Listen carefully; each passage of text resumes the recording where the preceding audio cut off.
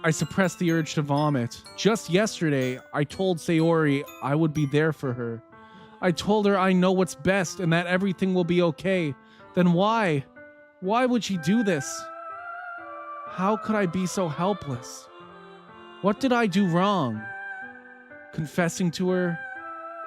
I shouldn't have confessed to her. That's not what Sayori needed at all.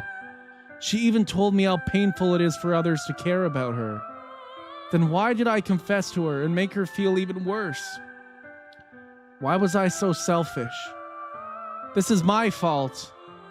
My swarming thoughts keep telling me everything I could have done to prevent this.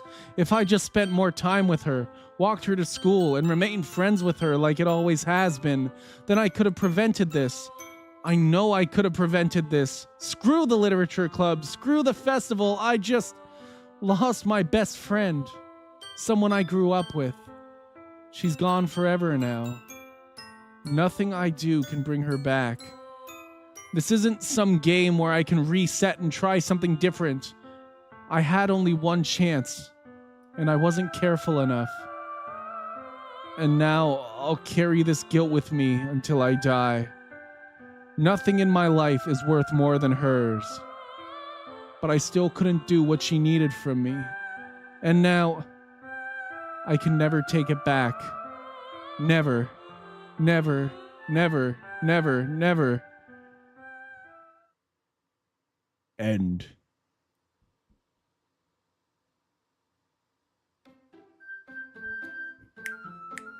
Boom, boom, boom, boom, boom, boom, boom, boom, boom.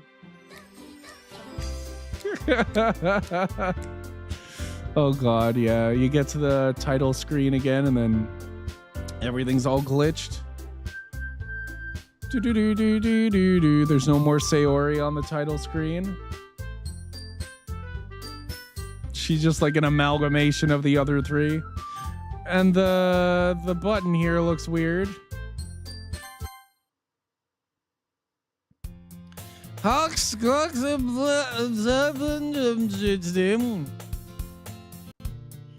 see an annoying girl running toward me from the distance, waving her arms in the air like she's totally oblivious to any attention she might draw to herself. That girl is my neighbor and good friend since we were children. You know, the kind of friend you never see yourself making today, but it just kind of works out because you've known each other for so long. We used to walk to school together on days like this, but starting around high school, she would oversleep more and more frequently, and I'll get tired of waiting up. But if she's going to chase after me like this, I almost feel better off running away. However, I just sigh and idle in front of the crosswalk and let catch up to me.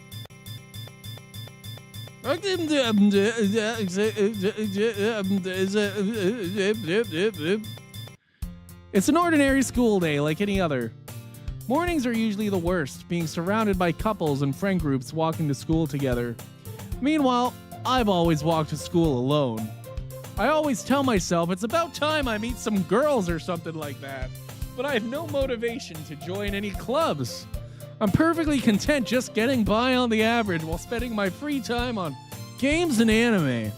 There's always the anime club, but it's not like there would be any girls in it anyway. The school day is as ordinary as ever, and it's over before I know it. After I pick up my things, I stare blankly at the wall, looking for an ounce of motivation. Clubs. There really aren't any that interest me. Besides, most of them would probably be way too demanding for me to want to deal with.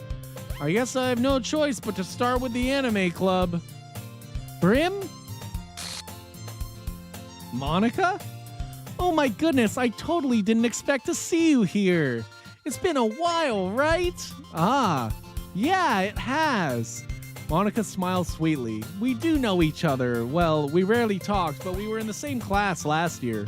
Monica was probably the most popular girl in class. Smart, beautiful, athletic, basically completely out of my league. So having her smile at me so genuinely feels a little... What did you come in here for anyway? Oh, I've just been looking for some supplies to use for my club. Do you know if there's any construction paper in here? Or markers? I guess you could check the closet. You're in the debate club, right? About that, I actually quit the debate club. really? You quit? Yeah, to be honest, I can't stand all of the politics around the major clubs. It feels like nothing but arguing about the budget and publicity and how to prepare for events. I'd much rather take something I personally enjoy and make something special out of it. In that case, what club did you decide to join? Actually, I'm starting a new one, a literature club. Literature? That sounds kind of dull. How many members do you have so far? It's kind of embarrassing, but there are only 3 of us so far. It's really hard to find new members for something that sounds so boring. Well, I can see that, but it's really not boring at all, you know. Literature can be anything. Reading, writing, poetry. I mean, one of my members even keeps her manga collection in the club room. Wait, really? Yeah, it's funny, right? She always insists that manga is literature, too. I mean, she's not wrong, I guess. And besides, a member's a member, right? Did Monica say she? Hey, Brim, by any chance, are you still looking for a club to join? I mean, I guess so, but in that case, is there any chance you could do me a big favor? I won't ask you to join, but if you could at the very least visit my club, it would make me really happy. Please? Well, I guess I have no reason to refuse. Besides, how could I ever refuse someone like Monica? Sure, I guess I could check it out. Awesome! You're really sweet, Brim, you know that? It's nothing, really. Shall we go then? I'll look for the materials another time. You're more important. Aw, thank you. And thus, today marks the day I sold my soul to Monica and her irresistible smile. I dejectedly follow Monica across the school and upstairs, a section of the school I rarely visit. Monica, full of energy, swings open the classroom door. I'm back, and I brought a guest with me. Guest? Seriously, you brought a boy? Way to kill the atmosphere. Don't be mean, Natsuki. But anyway, welcome to the club, Brim. All words escape me in this situation. This club is full of incredibly cute girls. So let me guess. You're Monica's boyfriend, right? What? No, I'm not. Natsuki, the girl with the sour attitude, whose name is apparently Natsuki, is one I don't recognize. Her small figure makes her look like a first-year student. Anyway, this is Natsuki, energetic as usual, and this is Yuri, the vice president. It's nice to meet you. Yuri, who appears comparably more mature and timid, seems to have a hard time keeping up with someone like Natsuki. Yeah, it's nice to meet both of you. So, I ran into Brim in a classroom and he decided to come check out the club. Isn't that great? Wait, Monica, didn't I tell you to let me know in advance before you brought anyone new? I was going to, well, you know, sorry, I didn't forget that, but I just happened to run into him. In that case, I should at least make some tea, right? Yeah, that would be great. Why don't you come sit down, Brim? The girls have a few desks arranged to form a table. Yuri walks to the corner of the room and opens the closet. Meanwhile, Monica and Natsuki sit across from each other. Still feeling awkward, I take a seat next to Monica. So, I know you didn't really plan on coming here, but we'll make sure you feel right at home, okay? As president of the Literature Club, it's my duty to make the club fun and exciting for everyone. I'm surprised there aren't more people in the club yet. It must be hard to start a new club. You could put it that way. Not many people are very interested in putting out all the effort to start something brand new, especially when it's something that doesn't grab your attention like literature. You have to work hard to convince people that you're both fun and worthwhile, but it makes school events like the festival that much more important. I'm confident that we can all really grow this club before we graduate. Right, Natsuki? Well, I guess. Natsuki reluctantly agrees. Such different girls, all interested in the same goals. Monica must have worked really hard just to find these two. Yuri returns to the table, carrying a tea set. She carefully places a teacup in front of each of us before setting down the teapot in the middle. You keep a whole tea set in the classroom? Don't worry, the teachers gave us permission. After all, doesn't a hot cup of tea help you enjoy a good book? I guess. Don't let yourself get intimidated. Yuri's just trying to impress you. That's not insulted. Yuri looks away. I meant that, you know. I believe you. Well, tea and reading might not be a pastime for me, but I at least enjoy tea. I'm glad. Yuri faintly smiles to herself in relief. So, Brim, what kind of things do you like to read? Well, considering how little I've read these past few years, I don't really have a good way of answering that. Manga? I mutter quietly to myself, half jokingly.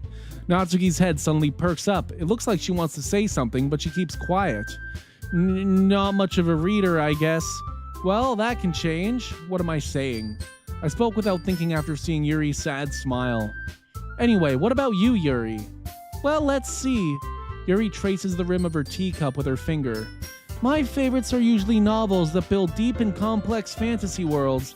The level of creativity and craftsmanship behind them is amazing to me, and telling a good story in such a foreign world is equally impressive. Yuri goes on, clearly passionate about her reading. She seems so reserved and timid since the moment I walked in, but it's obvious by the way her eyes light up that she finds her comfort in the world of books, not people. But, you know, I like a lot of things. Stories with deep psychological elements usually immerse me as well. Isn't it amazing how a writer can so deliberately take advantage of your own lack of imagination to completely throw you for a loop? Anyway, I've been reading a lot of horror lately. I read a horror book once. I desperately grasp something I can relate to at the minimal level. At this rate, Yuri might as well be having a conversation with a rock. I'd expect that from you, Yuri. It suits your personality. Oh, is that so? Really, if a story makes me think or takes me to another world, then I really can't put it down. Surreal horror is often very successful at changing the way you look at the world, if only for a brief moment. Ugh, I hate horror. Oh, why's that? Well, Natsuki's eyes dart over to me for a split second. Never mind. That's right, you usually like to write about cute things, don't you, Natsuki? What? What gives you that idea? You left a piece of scrap paper behind last club meeting. It looked like you were working on a poem called... Don't say it out loud and give that back. Fine. Natsuki, you write your own poems? Well, I guess sometimes. Why do you care? I think that's impressive. Why don't you share them sometime? No. Natsuki averts her eyes. You wouldn't like them. Not a very confident writer yet? I understand how Natsuki feels. Sharing that level of writing takes more than just confidence. The truest form of writing is writing to oneself. You must be willing to open up to your readers, exposing your vulnerabilities and showing even the deepest reaches of your heart. Do you have writing experience too, Yuri? Maybe if you share some of your work, you can set an example and help Natsuki feel comfortable enough to share hers. I guess it's the same for Yuri. We all sit in silence for a moment. Hey, I just got an idea. How about this? Natsuki and Yuri look quizzically at Monica. Let's all go home and write a poem of our own. Then next time we meet, we'll all share them with each other. That way, everyone is even. I thought it was a good idea. Well, I think you're right, Monica. We should probably start finding activities for all of us to participate in together. I did decide to take on the responsibility of vice president after all. I need to do my best to nurture the club as well as its members. Besides, now that we have a few new members, it seems like a good step for us to take. Do you agree as well, Brim? Hold on, there's still one problem. What's that? Now that we've reached the most important topic, I bluntly come forth with what's been on my mind the entire time. I never said I would join this club. Monica may have convinced me to stop by, but I never made any decision. I still have other clubs to look at, and, I lose my train of thought. All three girls stare back at me with dejected eyes. But, I'm sorry, I thought, The girls exchange glances before Monica turns back to me. I guess I need to tell you the truth, Brim. The thing is, we don't have enough members yet to form an official club. We need 4. And I've been trying really, really hard to find new members. And if we didn't find one more before the festival... I'm defenseless against these girls. How am I supposed to make a clear-headed decision when it's like this? I would feel terrible for letting everyone down in this situation. And besides, the club itself seems pretty relaxed. So if writing poems is the price I need to pay in order to spend every day with these beautiful girls... Right. Okay, I've decided then. I'll join the literature club. One by one, the girls' eyes light up. Oh my goodness, really? Do you really mean that, Brim? Yeah. It could be fun, right? You really did scare me for a moment. I mean, if you really just left after all this, I would be super pissed. Brim, I'm so happy. We can become an official club now. Thank you so much for this. You're really amazing. I'll do everything I can to give you a great time, okay? Thanks, I guess. Okay, everyone. I think with that, we can officially end today's meeting on a good note.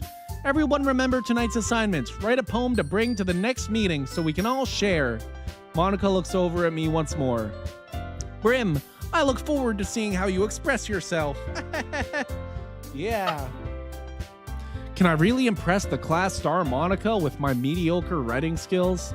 I already feel the anxiety welling up inside me. Meanwhile, the girls continue to chit-chat as Yuri cleans up the tea set. I guess I'll be on my way then. Okay, I'll see you tomorrow then. I can't wait. With that, I depart the club room and make my way home.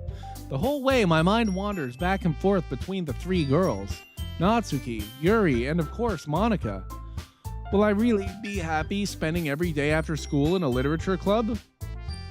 Perhaps I'll have the chance to grow closer to one of these girls. Alright, I'll just need to make the most of my circumstances, and I'm sure good fortune will find me. And I guess that starts with writing a poem tonight. You have unlocked a special poem. Would you like to read it? Yes, we would. Things I like about Papa. I think this one's written by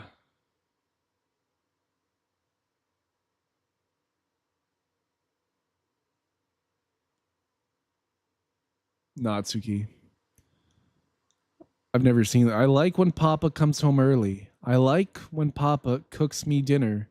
I like when Papa gives me allowance. I like when Papa spends time with me. I like when Papa asks me about my friends. I like when Papa asks me about anything. I like when Papa gives me lunch money. I like when Papa comes home before sundown. I like when Papa cooks. I like when Papa gives me privacy. I like when Papa doesn't tell me how to dress. I like when Papa doesn't comment on my friends. I like when Papa doesn't comment on my hobbies. I like when Papa comes home without waking me up. I like when Papa keeps food in the house. I like when Papa uses his inside voice. I like when Papa leaves my stuff alone. I like when Papa accidentally drops coins in the couch. I like when Papa is too tired to notice me. I like when Papa is too tired for anything. I like when Papa is too tired for anything.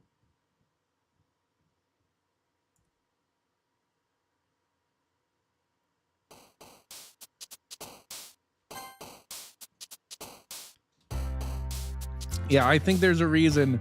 There's a reason Sayori's words are so close to Yuri's and Natsuki's, because when she's gone, now clearly, like, that's going to be a Yuri word now, right? But that would have been a Sayori word before. Family. See, that would have been a Sayori word before.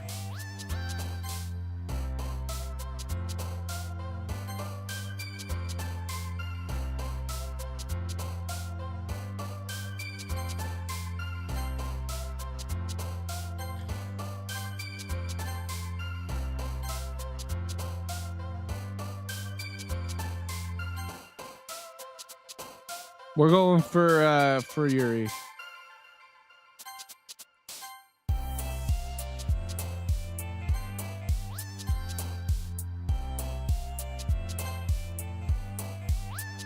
Effulgent.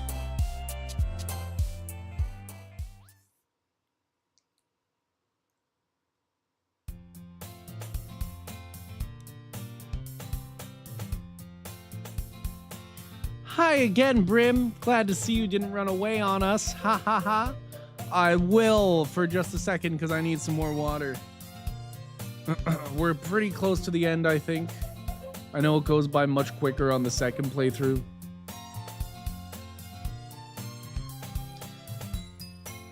we're going to be like at the end next ad break at least. So probably around 1 we'll finish this. 1 in the morning. It's 12. In about an hour, I think we'll finish this.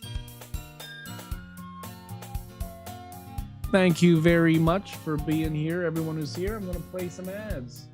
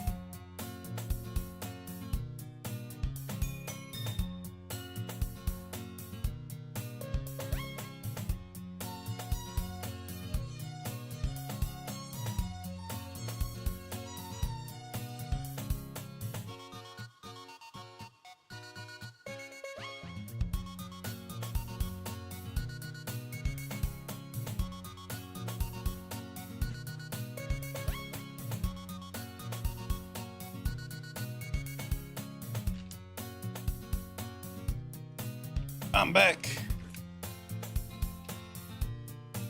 Guess who's back? Back again. Glad to see you didn't run away. Oh. I forgot about this whole. See, the background is slowly zooming in and like turning as well. And so when I sat down and like I've been gone for like a couple minutes. I wasn't expecting the background to look like that. That's so funny.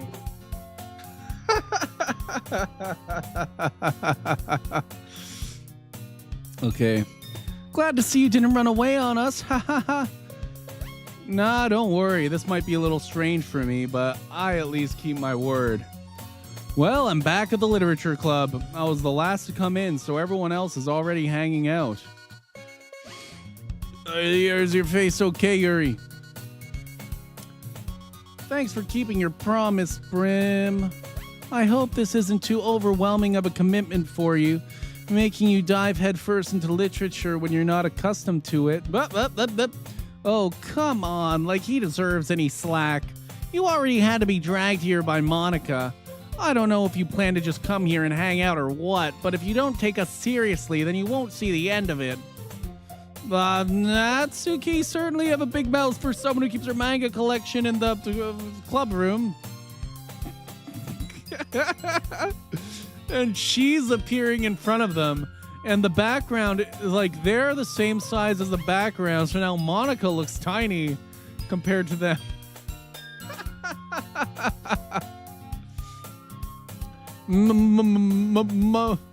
Natsuki finds herself stuck between seeing Monica and manga. Manga is literature! Swiftly defeated, Natsuki plops back into her seat. I'm sorry, Brim. We'll make sure to put your comfort first, okay? Yuri shoots Natsuki with a disappointed glance. Anyway, now that you're in the club and all, perhaps you might have interest in picking up a book to read. Well, I can't really say no either way. Like you said, I'm in this club now, so it only feels right for me to do something like that, if you ask. Wait, I didn't mean it like that. If you don't really want to, then forget I said anything, I guess. No, it's not that, Yuri. I want to try to be a part of this club, so even if I don't read often, I'd be happy to pick up a book if you wanted me to. Are you sure? I just felt like, well, as vice president and all, that I should help you get started on something you might like. Yuri reaches into her bag and pulls out a book. I didn't want you to feel left out, so I picked out a book that I thought you might enjoy. It's a short read, so it should keep your attention even if you don't usually read, and we could, discuss it if you wanted. How is this girl accidentally being so cute? She even picked out a book she thinks I'll like, despite me not reading much. Yuri, thank you. I'll definitely read this. I enthusiastically take the book. Phew. Well, you can read it at your own pace. I look forward to hearing what you think. Oh, now everything's back to normal. Now that everyone's settled in, I expected Monica to kick off some scheduled activities for the club, but that doesn't seem to be the case. Yuri's face is already buried in a book. I can't help but notice her intense expression, like she was waiting for this chance. Meanwhile, Natsuki is rummaging around in the closet. I'm really curious to talk to Yuri a little bit more, but at the same time, I would feel bad for distracting her from reading. I catch a glimpse of the cover of her book. It looks like the same book that she lent to me. More than that, she seems to be on the first few pages. Ah, crap. I think she noticed me looking at her. She sneaks another glance at me and our eyes meet for a split second. But that only makes her hide her face deeper in her book. Sorry, I was just spacing out. I mutter this, sensing I made her uncomfortable. Oh, it's fine. If I was focused, then I probably wouldn't have noticed in the first place. But I'm just rereading a bit of this, so... That's the book that you gave me, right? Mm-hmm. Whoa, look at her eyeballs. That's not what they're supposed to look like. Mm-hmm. I wanted to reread some of it. That's how she sounds when she has these eyes. Oh, or those eyes are gone. Not for any particular reason. Just curious, how come you have 2 copies of the same book? Well, when I stopped at the bookstore yesterday, that's not what I meant. I mean, I just happened to buy 2 of them. Ah, I see. There's something fairly obvious here that Yuri isn't telling me, but I decide to let it go. I'll definitely start reading it soon. I'm glad to hear. Once it starts to pick up, you might have a hard time putting it down. It's a very engaging and relatable story.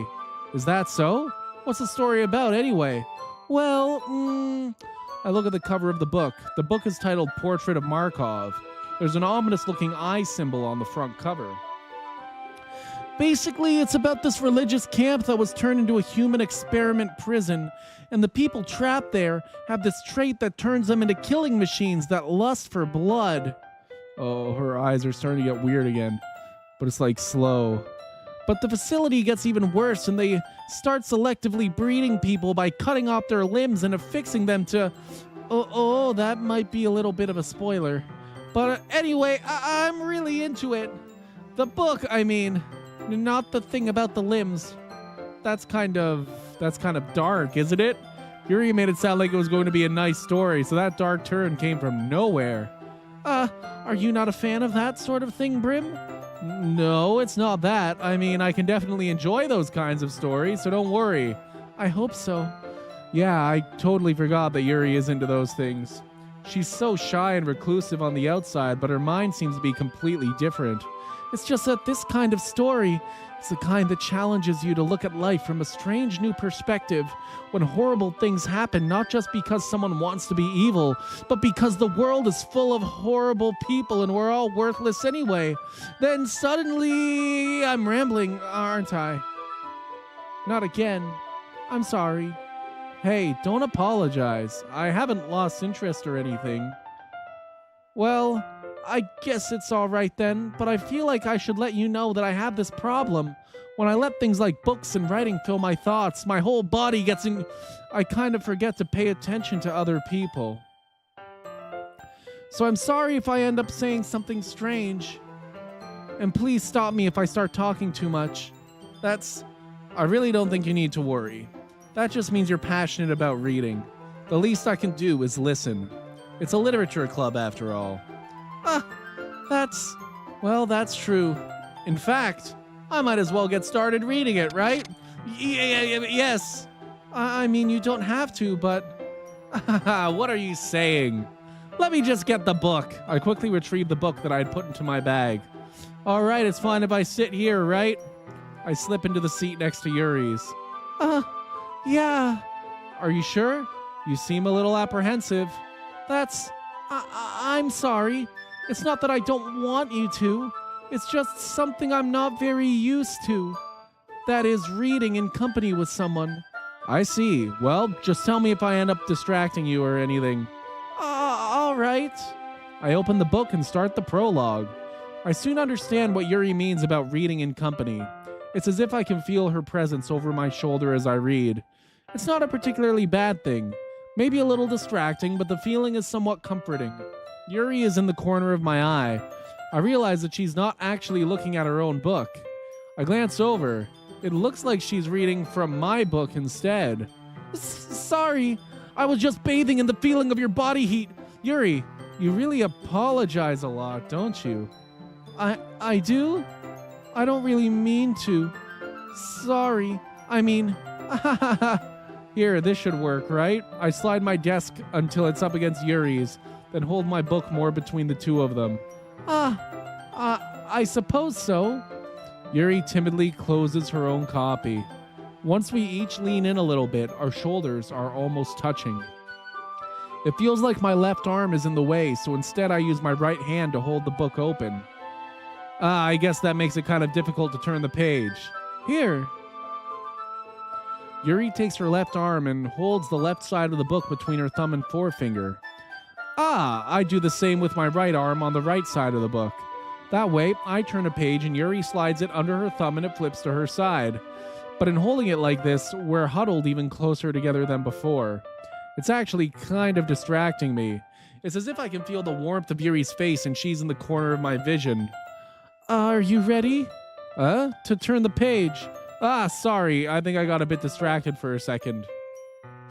I glance over at Yuri's face again and our eyes meet.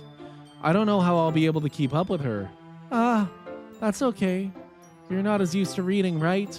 I don't mind being patient if it takes you a bit longer. It's probably the least I can do, since you've been so patient with me. Yeah, thanks. We continue reading.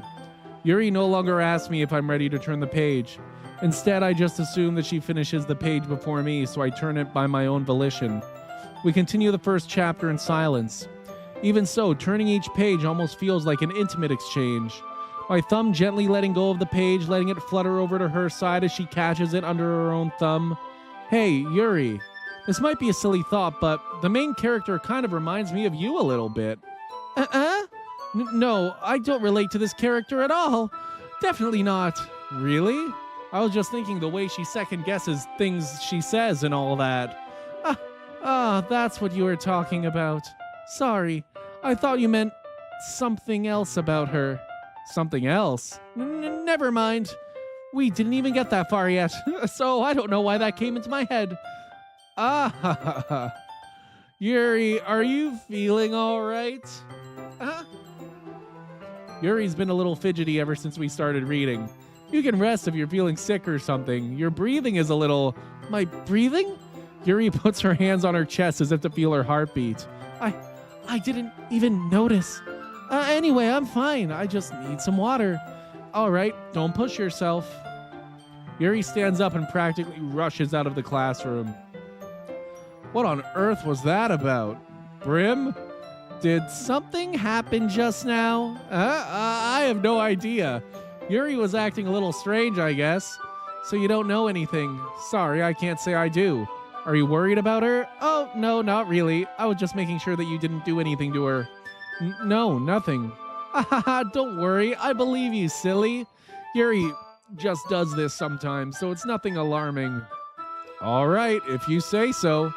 Anyway, why don't we start with sharing our poems with each other? With Yuri gone? Okay. Shouldn't we wait for Yuri? Well, she might be a while, so I just figured we'd get started without her. Is that okay? Yeah, I was just asking. I stand up. I make a mental note of where I left off in the book, then slip it back into my bag. Let's go with Natsuki first. I told Natsuki I was interested in her poems yesterday. It's probably only fair if I shared mine with her first.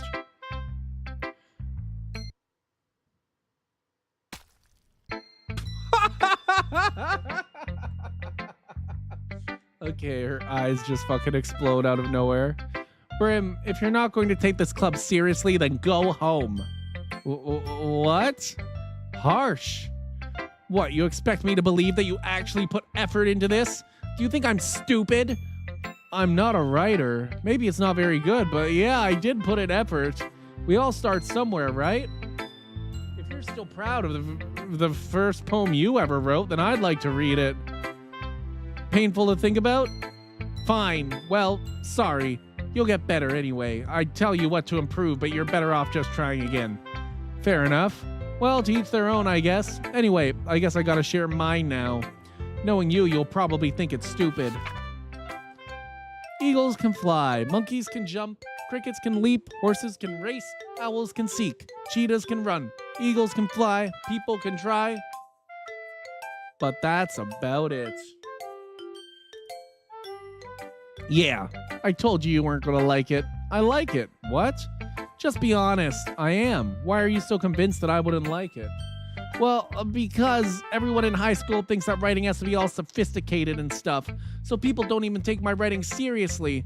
But isn't the point of poems for people to express themselves? Your writing style wouldn't make your message any less valid. Yes, exactly. I like when it's easy to read, but it hits you hard. Like in this poem, seeing everyone around you do great things can be really disheartening, so I decided to write about it. Yeah, I understand, but the other nice thing about simple writing is that it puts more weight on the wordplay. So like I set up for a rhyme at the end, but then made it fall flat on purpose. It helps bring out the feeling in the last line. So you did. I guess more went into it than I realized. That's what it means to be a pro. I'm glad you learned something. Didn't expect that from the youngest one here, did you? Yeah, I guess not. I decided to humor her with that last comment. I don't really care how old everyone is, but if Natsuki is feeling proud, then I won't take that away from her. Who should I show my poem to next? Monica. Hi, Brim. Having a good time so far? Yeah, good. Glad to hear it. By the way, since you're new and everything, if you ever have any suggestions for the club, like new activities or things we can do better, I'm always listening. Always. Don't be afraid to bring things up, okay?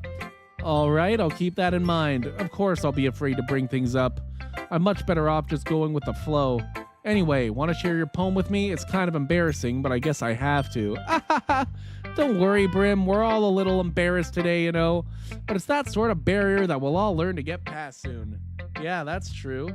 I hand Monica my poem. Great job, Brim. I was going ooh in my head while reading it. It's really metaphorical. I'm not sure why, but I didn't expect you to go for something so deep. I guess I underestimated you. It's easy for me to keep everyone's expectations low. That way it always counts when I put in some effort. That's not very fair. Well, I guess it worked anyway. You know that Yuri likes this kind of writing, right? Writing that's full of imagery and symbolism. Sometimes I feel like Yuri's mind is just totally detached from reality. I don't mean that like it's a bad thing though, but sometimes I get the impression that she's just totally given up on people. She spends so much time in her own head that it's probably a much more interesting place for her. But that's why she gets so happy when you treat her with a lot of kindness. I don't think she's used to being indulged like that. She must be really starved for social interaction, so don't blame her for coming on a little strongly, like earlier. I think if she gets too stimulated, she ends up withdrawing and looking for alone time. Suddenly, the door opens. Yuri! I'm back. Did I miss anything? Not really. Well, we all started sharing our poems with each other. Already? I'm sorry for being late. No need to apologize. We still have plenty of time, so I'm more glad that you took all the time you needed. All right. Thanks, Monica. I suppose I should go get my poem now. Anyway, do you want to read my poem now? Don't worry, I'm not very good. You sound pretty confident for someone who claims to not be very good. Well, that's because I have to sound confident. That doesn't mean I always feel that way, you know? I see. Well, let's read it then. Hole in wall. But he wasn't looking at me. Confused, I frantically glance at my surroundings, but my burned eyes can no longer see color. Are there others in this room? Are they talking? Or are they simply poems on flat sheets of paper? The sound of frantic scrawling playing tricks on my ears. The room begins to crinkle, closing in on me.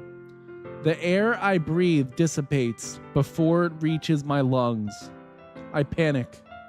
There must be a way out. It's right there. He's right there. Swallowing my fears, I brandish my pen. So what do you think? It's very free form, if that's what you call it. Sorry, I'm not really the right person to ask for feedback. That's okay. Yeah, that kind of style has gone pretty popular nowadays. That is, a lot of poems have been putting emphasis on the timing between words and lines. When performed out loud, it can be really powerful. What was the inspiration behind this one? Well, I'm not sure if I know how to put it. I guess you could say that I had some kind of epiphany recently. It's been influencing my poems a bit. An epiphany? Yeah, something like that. I'm kind of nervous to talk about deep stuff like that because it's kind of coming on strongly. Maybe after everyone is better friends with each other. Anyway, here's Monica's writing tip of the day. Sometimes when you're writing a poem or a story, your brain gets too fixated on a specific point. If you try so hard to make it perfect, then you'll never make any progress. Just force yourself to get something down on the paper and tidy it up later.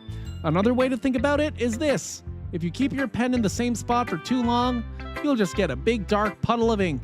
So just move your hand and go with the flow. That's my advice for today. Thanks for listening. Who should I show my poem to next? Yuri. As Yuri reads the poem, I notice her eyes lighten. Exceptional. Oh, what was that? Did I say that out loud? Yuri first covers her mouth, but then ends up covering her whole face. He's going to hate me. You really didn't do anything wrong, Yuri. I guess you're right. What am I getting so nervous for? Yuri takes a breath. So, what kind of writing experience do you have? Your use of imagery and metaphors indicates you've written a lot of poetry before. Really? Wow, that's a huge compliment coming from you. This is actually my first time, really. Huh? Yuri stares at me blankly, then looks at my poem again. Well, I know that. I just meant, Yuri trails off, unable to find an excuse. She traces her finger along the words in the poem as if breaking it down more thoroughly. Yeah, okay.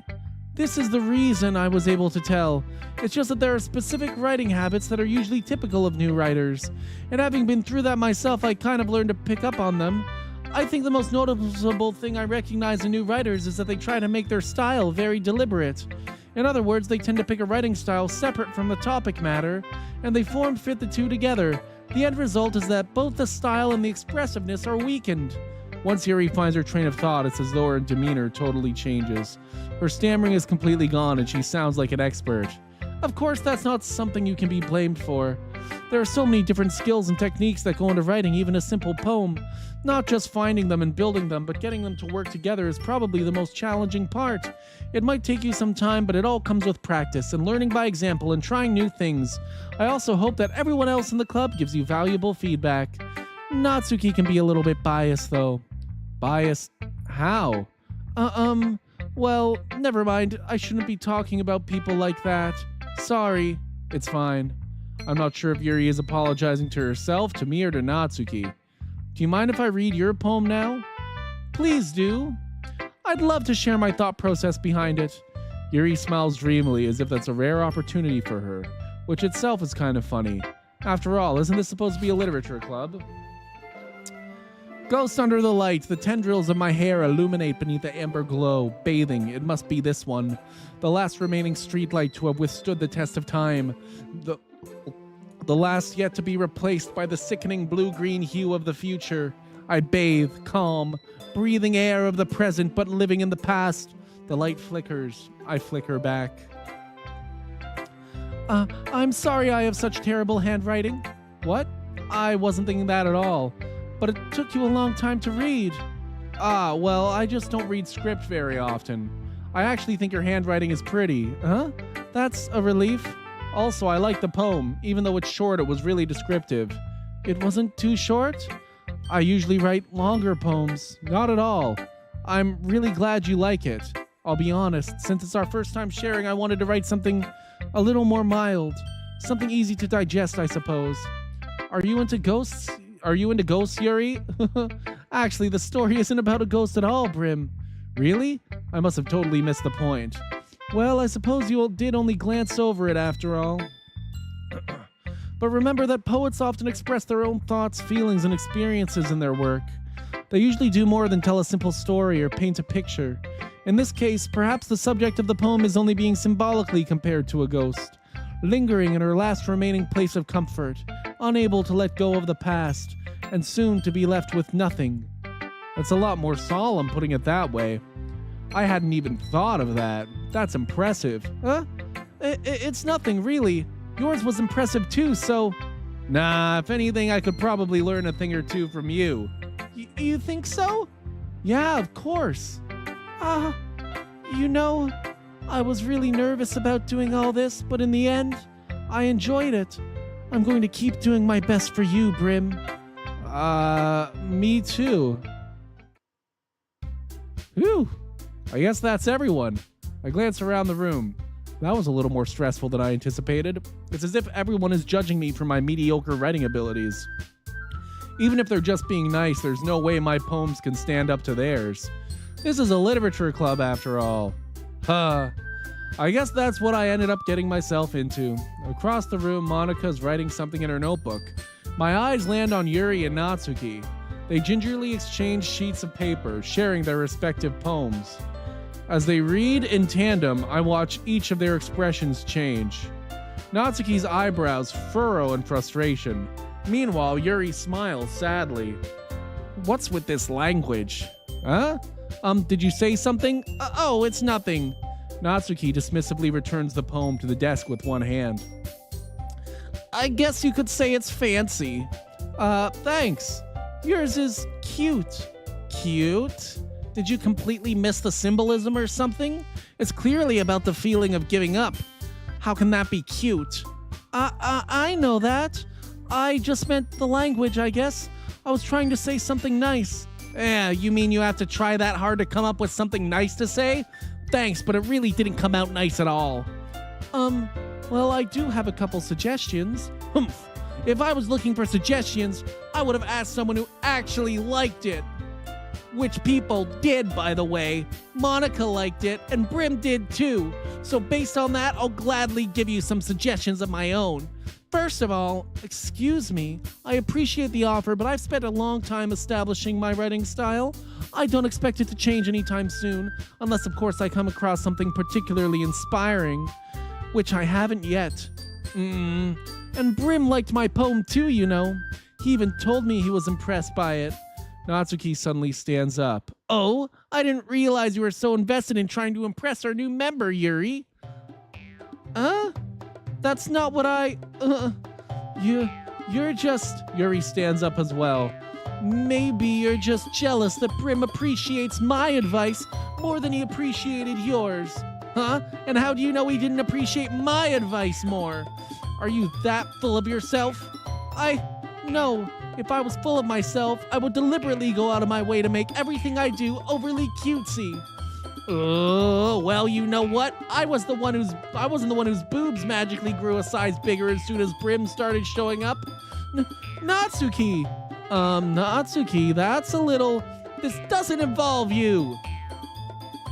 Taking out your own insecurities on others like that. You really act as young as you look, Natsuki. Me? Look who's talking, you wannabe edgy bitch. Edgy? Sorry that my lifestyle is too much for someone of your mental age to comprehend. See?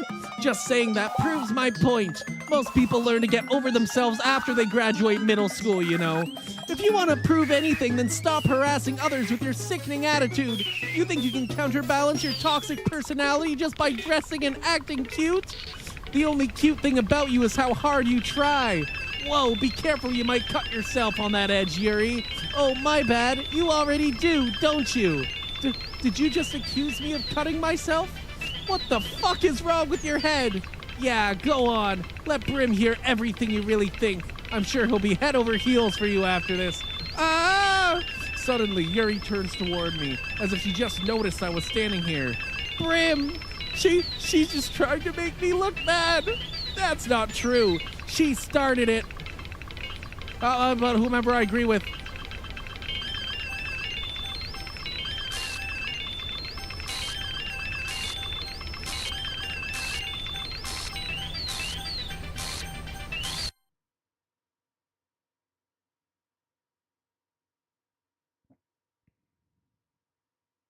Hello?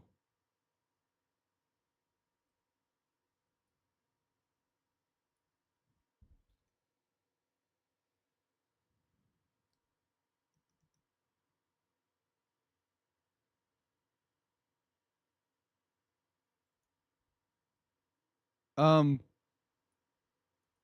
hey, Brim. I love that so much. Why don't we step outside for a little bit? Okay? Sorry about that. They really shouldn't have tried to get you involved. It's probably better for us to stay out of this. We'll go back inside once they're done yelling. Some president I am, right? I can't even confront my own club members properly. I just wish I was able to be a little more assertive sometimes. But I never have it in me to put my foot down against others. You understand, right? Anyway, if this makes you want to spend less time with the others, then that's fine. I'd be happy to spend time with you instead. Suddenly, Natsuki runs out of the classroom. Oh, she's crying. She quickly runs away. Oh, dear. Well, it looks like they're done. I didn't mean it. I didn't mean it. I didn't mean it. Yuri is rocking back and forth in her desk with her palms on her forehead. Yuri? I didn't mean it. I believe you. I have no idea what Yuri might have said to Natsuki. Or did. Brim, please don't hate me. Please. I'm not like this. There's something wrong with me today. It's fine, Yuri. We know you didn't mean it. Besides, I'm sure Natsuki will forget all about it by tomorrow. Completely. Anyway, the meeting is over, so you can go home now if you want. Yuri looks at me like she wants to say something, but she keeps glancing at Monica. You can go first, Monica. I'd like to stay a little bit longer. I'm the president, so I should be the last one out. I'll wait for you to be done. Well, I'm vice president, so please let me take that responsibility today. It kind of sounds like you don't want me around for something, Yuri. It's not that. It's not that. I didn't get much of a chance to discuss my book with Brim. It would just be embarrassing with you listening. I guess I don't really have a choice, do I? I'm sorry for causing trouble, but I really, And then it goes right into the poem. Fuck yeah. I'm pretty sure for this one, it doesn't even matter who you get. Yuri will just take you the next day.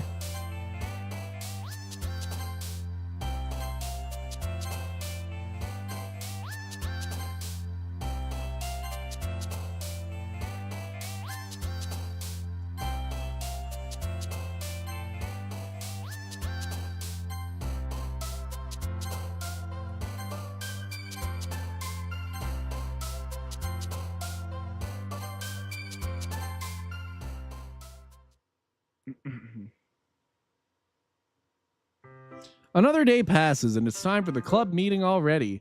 I've gotten a little more comfortable here over the past couple days. Entering the club room, the usual scene greets me. Welcome back, Brim. Ah, hi, Yuri. I'm not sure if it's me or if it's Yuri's expression, but the weight of yesterday's quarrel still hangs in the air a little. Yuri glances over her shoulder, looking around the room. Natsuki is reading manga at a desk. And surprisingly, Monica isn't here yet. Suddenly, Yuri takes my arm and pulls me to the corner of the room.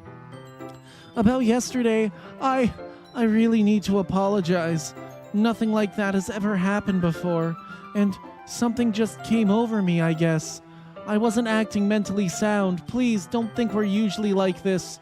Not just me, but Natsuki as well. Yuri, I'm happy that you were considerate and apologized. You don't have to worry too much. Even though I've only been here a couple days, I could tell something was off yesterday. Maybe we were just a little extra sensitive because it was our first time sharing poems. But whatever it was, it didn't make me think any less of you. I had already decided that there's no way you can be a bad person. And now that you're apologizing, I know you really didn't mean it. Brim, don't say those kind of things so frankly. They make me a little too happy. I'm really glad that you're such an understanding person, and I'm really glad that you joined this club. Everything is a little bit brighter with you around, and... sorry, what am I saying right now? Hey, have you guys seen Monica? No, I haven't. I was also kind of wondering where she was. Man, Yuri, I'm guessing you haven't either. Yuri is clearly taken aback by how calmly Natsuki is addressing her. No, I haven't. Geez, this isn't like her at all. I know it's stupid, but I can't help but worry a little bit. What? Why are you looking at me like that? Natsuki, about yesterday, I just wanted to apologize. I promise I didn't mean any of the things I said, and I'll do my best to stay under control from now on. So, Yuri, what the heck are you talking about? Did you do something yesterday? Huh? Jeez. Whatever's on your mind, I'm sure it was nothing. I don't even remember anything bad happening. You're the kind of person who worries too much about the little things, aren't you? But... My bull's sailcloth blindside lifeline and non-receptivity faultlessly offered scleromalacia nade catholicate. I'll accept your apology anyway, if it helps you feel better about it. Besides, it's kind of nice to hear since I was always afraid you secretly hated me or something like that. No, not at all. I don't hate you. Well, you're kind of weird, but I don't hate you either. Natsuki turns to me. You're still on trial, though. Hey! Suddenly, the door swings open. Sorry, I'm super sorry. Ah, there you are. I didn't mean to be late. I hope you guys weren't worried or anything. Nah, well, Natsuki was. I was not. What took you so long anyway? Well, my last period today was study hall. To be honest, I kind of just lost track of time. That makes no sense, though. You would have heard the bell ring at least. I must not have heard it since I was practicing piano. Piano? I wasn't aware you played music as well, Monica. Don't give me more credit than I deserve. I guess I've been practicing for a while, but I'm still not really good yet. Still, that must require a lot of dedication. So, I'm still impressed. Aw, well, thanks, Yuri. You should play something for us sometime. That's... Monica looks at me. Well, I'm working on writing a song, but it's not quite done yet. Maybe once I get a little bit better, I will. That sounds cool. I look forward to it. Is that so? In that case, I won't let you down, Brim. Monica smiles sweetly. I didn't mean any pressure or anything like that. Don't worry. I was hoping that I could share it with you anyway. I guess that's why I've been practicing so much recently. I see. I'm not sure if Monica was referring to the whole club or just me. In that case, best of luck. Thanks. So, I didn't miss anything, did I? Not really. I choose not to bring up anything that the three of us talked about. Besides, Natsuki has already run off into the closet. Brim, since your compliments put me in a good mood, I was wondering if you'd like to spend some time together today? I mean, in the club. Yeah, definitely. I planned on it anyway. Okay, can we start now? Let's find a place to sit. I'm being a little forceful, aren't I? I'm sorry. My heart just won't stop pounding for some reason. Don't worry about it. If anything, it's nice to see you have so much energy. Yeah, but I need to try to calm down. I won't be able to focus on reading like this. Take your time. Yuri takes a deep breath, then pulls a copy of the book out of her bag. Actually, I have a request. Do you mind if I make some tea first? Not at all. Thanks very much. If there's one thing that can make my reading time here any better, it's a nice cup of tea. Not to mention for yourself as well. Yuri stands up and makes her way to the closet. I follow and watch as she retrieves a small water pitcher from the shelf, the kind with a filter inside. Can you hold this for a second? Sure. Yuri hands me the water pitcher and also fetches an electric kettle.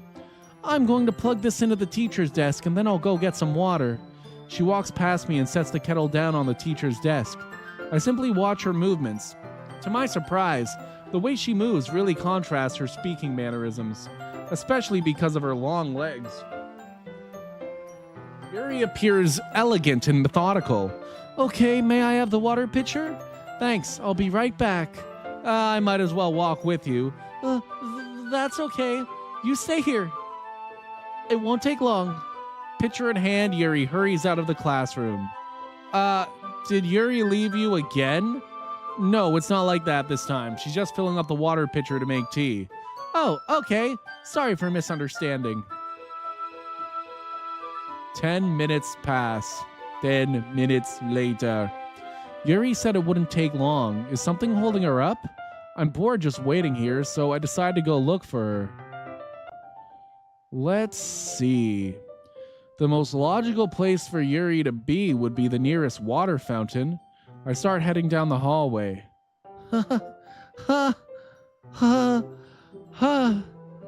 What's that noise?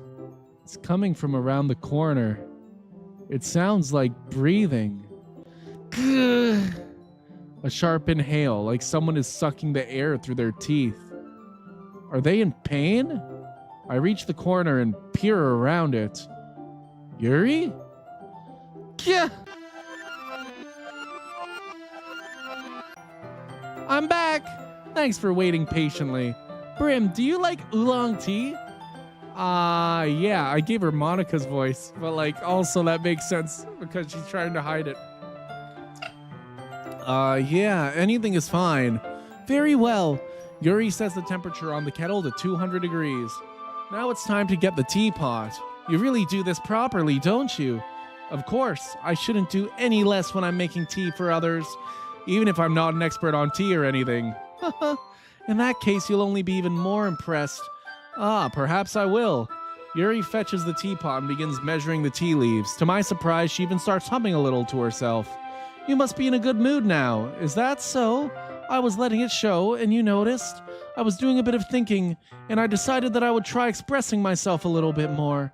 It turns out it's not very hard for me to do, when it's you who's around anyway. That's great, Yuri. Just don't push yourself too much. You're always worrying about me, Brim. It's very endearing. Yuri wasn't kidding. I don't even know if I can keep up with this. I watch Yuri pour a cup of tea for each of us. Brim, I have another request. Do you mind if we sit on the floor today?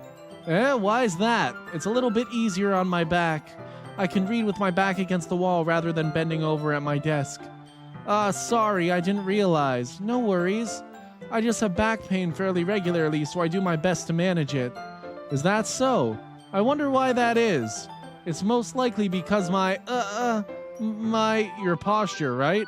Always hunched over like that while reading? Yes, I have terrible reading posture, so that's why we should sit on the floor. Fair enough. I'll go ahead and get the book. I retrieve the book from my bag. I have some chocolate as well. It's a bag of small chocolate candies. I take it, since it'll go well with the tea. Yuri and I then sit against the wall, teacups at our sides.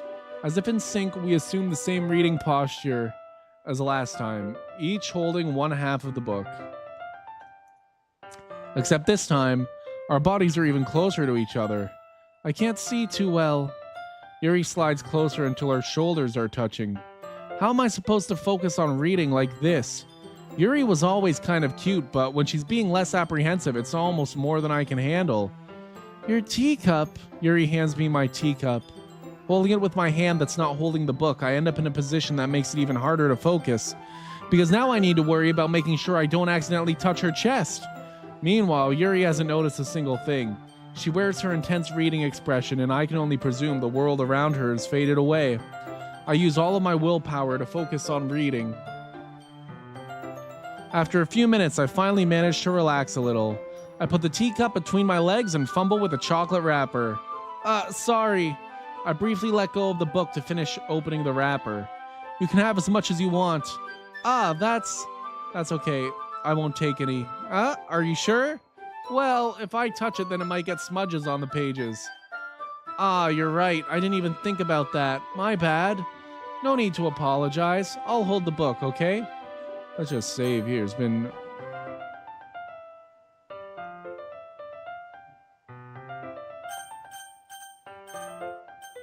There we go. I just realized I've gone a long time without saving. I didn't save once, actually, but it does look like there's an autosave. But, like, just if the game crashes. I'll hold the book, okay? Are you sure? Of course. Yuri opens the book with both hands. She holds it so that I don't have any harder of a time reading from it. but as a result, her left arm is practically resting on top of my leg. Well, in that case, Yuri is already totally focused on reading again. I take a chocolate candy and pop it into my mouth. Then I take another chocolate and I hold it up to Yuri. She doesn't even look away from the book. She simply parts her lips as if this situation was completely natural. But that means I can't stop here. I apprehensively place the chocolate in her mouth. Just like that, Yuri closes her lips over it. Huh? Yuri's expression suddenly breaks. Did I just... Yuri looks at me like she needs to confirm what just happened. Brim? Sorry. I guess I shouldn't have done that. Yuri starts to breathe heavily. I can't. Brim.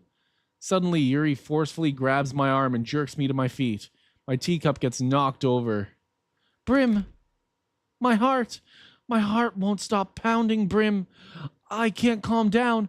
I can't focus on anything anymore. Can you feel it, Brim? Yuri suddenly presses my hand against her chest. Why is this happening to me?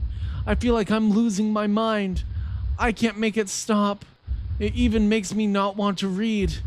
I just want to look at you. Huh?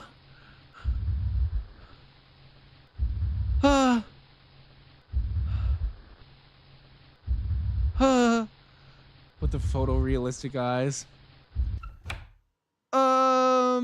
It's time to share poems.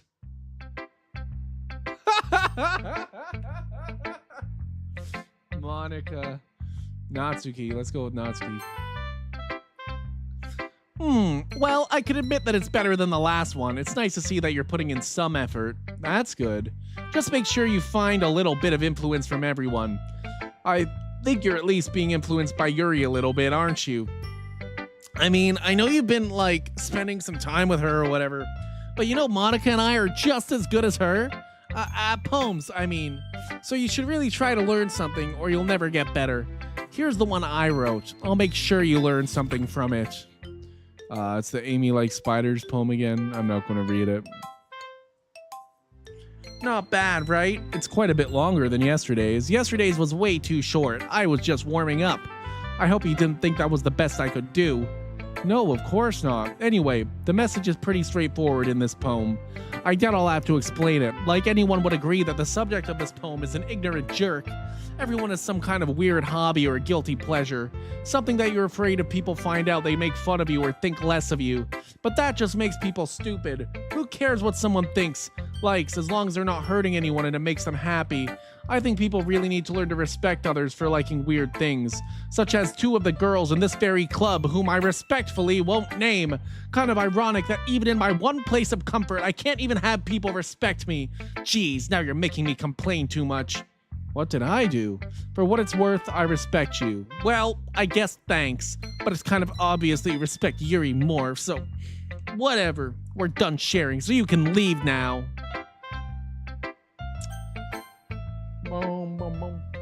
I've been waiting for this. Let's see what you've written for today. Yuri stares at the poem with a surprised expression on her face. Do you like it? Brim, this one might even be better than yesterday's. How did you even pick up on this so quickly? Just yesterday I was telling you the kind of techniques worth practicing. Maybe that's why. You did a good job explaining. I really wanted to try giving it more imagery. Yuri visibly swallows. Even her hands appear sweaty. That makes me so happy. It's so amazing to feel like I'm valued, Brim. Everything that you write is a treasure to me. My heart pounds just holding it. I want to write a poem about this feeling. Is that bad, Brim? I'm not being weird, right? I'm having a harder time than usual at concealing my emotions. I'm kind of embarrassed, but right now, I just want you to read my poem too, okay?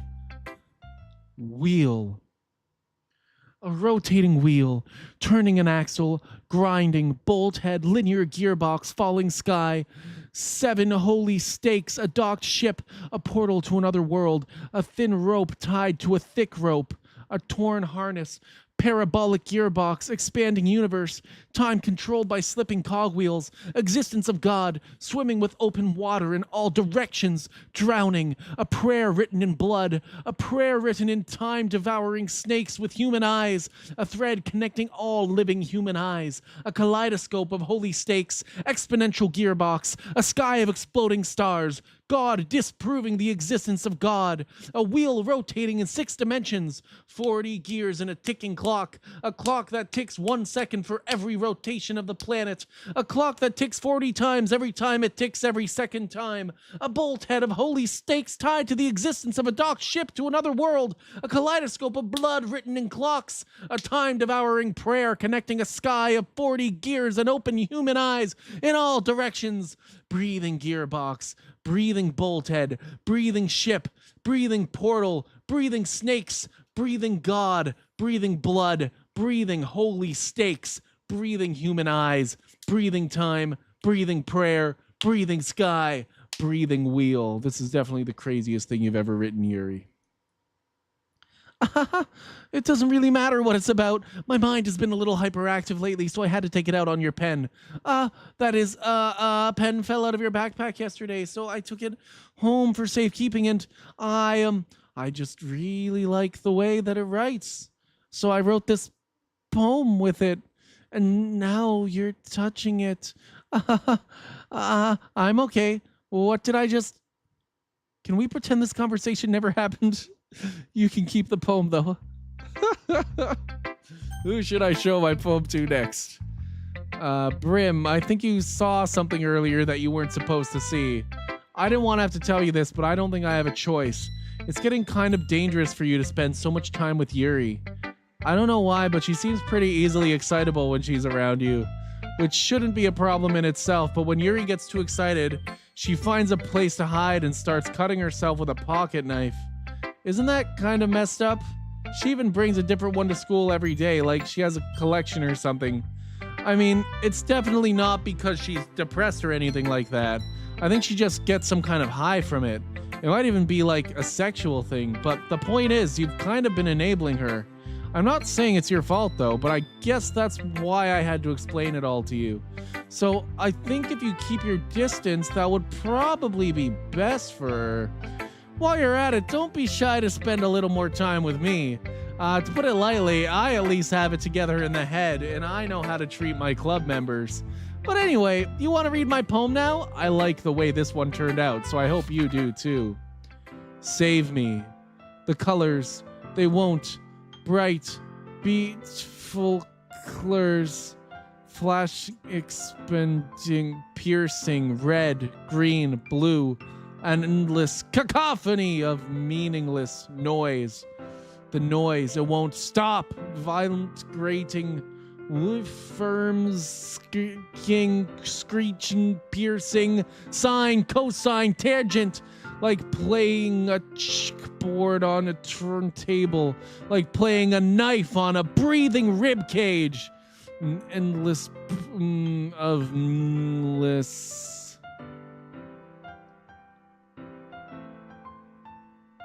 Delete her.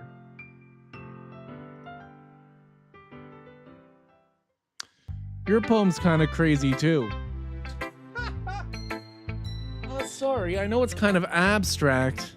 I'm just trying to, well, never mind. There's no point in explaining. Anyway, here's Monica's writing tip of the day. Sometimes you'll find yourself facing a difficult decision. When that happens, don't forget to save your game. You'll never know when, who am I talking to? Can you hear me? Tell me you can hear me. Anything. Please, help me. That's my advice for today. Thanks for listening. You have unlocked a special poem. Would you like to read it?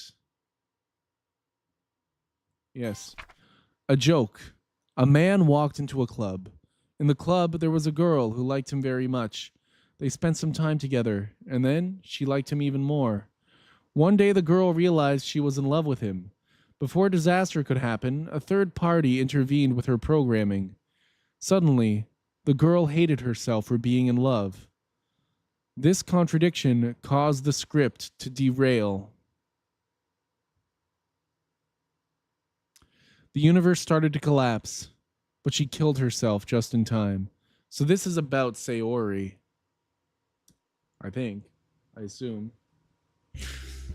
Okay, everyone. We're all done reading each other's poems, right? We have something we need to go over today, so if everyone could come sit at the front of the room.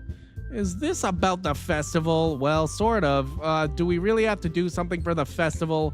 It's not like we can put together anything good in just a few days. We'll just end up embarrassing ourselves instead of getting any new members. I don't like those noises. That's a concern of mine as well. What is happening? I don't remember this.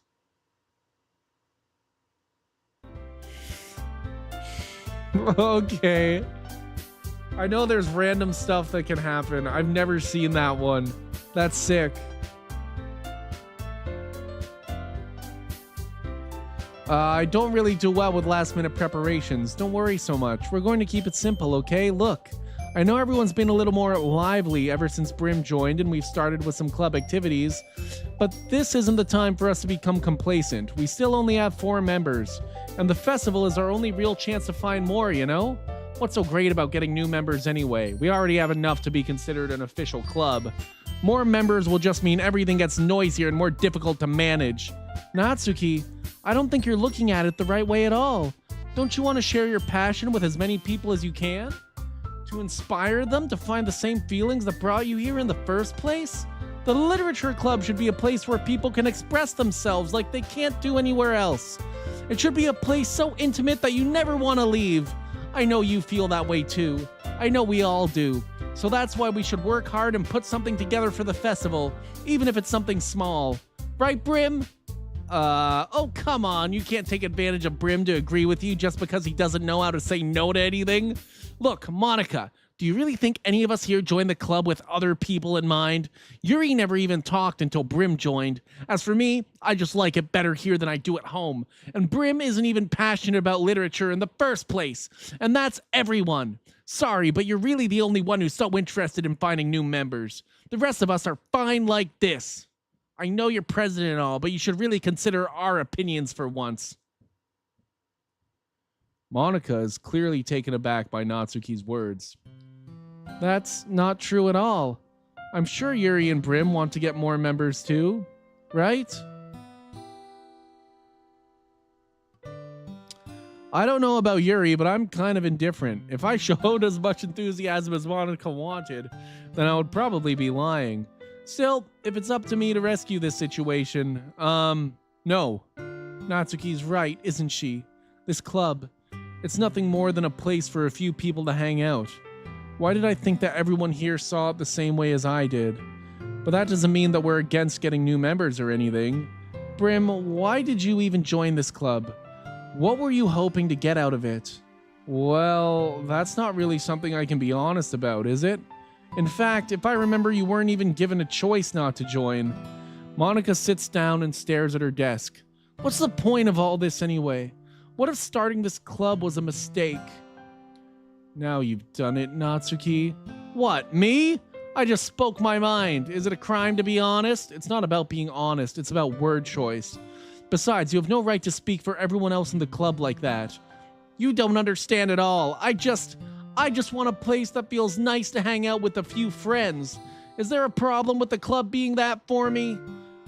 There aren't many other places like that for me. And now Monica wants to take it all away from me. She's not taking anything away. No, Brim, it's not the same. It won't be the same with the direction she wants to take it. If I wanted that, then I could have just joined any other stupid club. But this one, I mean, at least for a little bit of time, things were nice. Natsuki starts packing up her things. I'm going home. I feel like I don't belong here right now. Natsuki ignores Yuri and walks right out of the classroom. This is bad. I don't know what to do. Well, do you have an opinion on the festival? I don't know. I'm kind of indifferent, I guess. Who cares about that obnoxious brat? I mean, I like how nice and quiet the club is right now, and I'm just happy with you here. But still, I'm the vice president. It's not right for me to ignore my responsibilities like that. Nobody would cry if she killed herself. God. I should do my best to consider everyone's perspective and make the decision that's right for the club. But what about you, Brim? What do you want to get out of this club? Yuri repeats the same question as Monica. I decide giving an indirect answer is better than nothing. I think the most important thing is for everyone to get along and for the club to provide something that you can't get anywhere else. I don't think it's about how many members, but rather the quality of each member. That's what will end up making the literature club a special place. I see.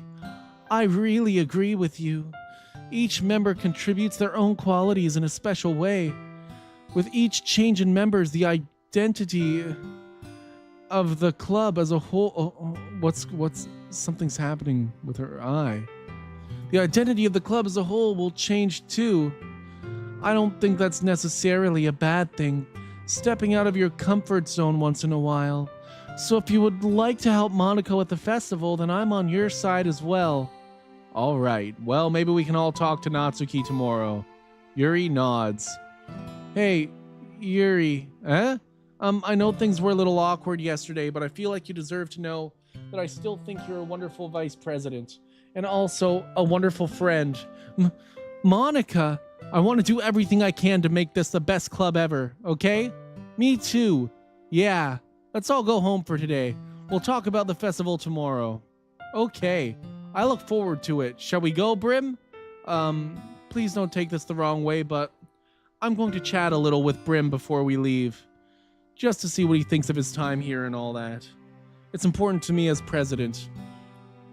Yuri looks a little troubled, but she doesn't protest. Okay. I trust your judgment, Monica. In that case, I'll see the two of you tomorrow. See you tomorrow. Monica waves as Yuri exits the classroom. Phew! Things have been a bit hectic lately, haven't they? Brim, I just wanted to make sure you're enjoying your time at this club. I would really hate to see you unhappy. I feel kind of like I'm responsible for that as president, and I really do care about you, you know? I don't like seeing the other girls give you a hard time, with how mean Natsuki is and everything, and Yuri being a little bit, you know. Sometimes it feels like you and I are the only real people here. You know what I mean? But it's weird, because in all the time you've been here, we've hardly gotten to spend any time together. I mean, I guess it's technically only been a couple days. Sorry, I didn't mean to say something weird. There are just some things I've been hoping to talk about with you. Things I know only you could understand. Wait, not yet. No, stop it.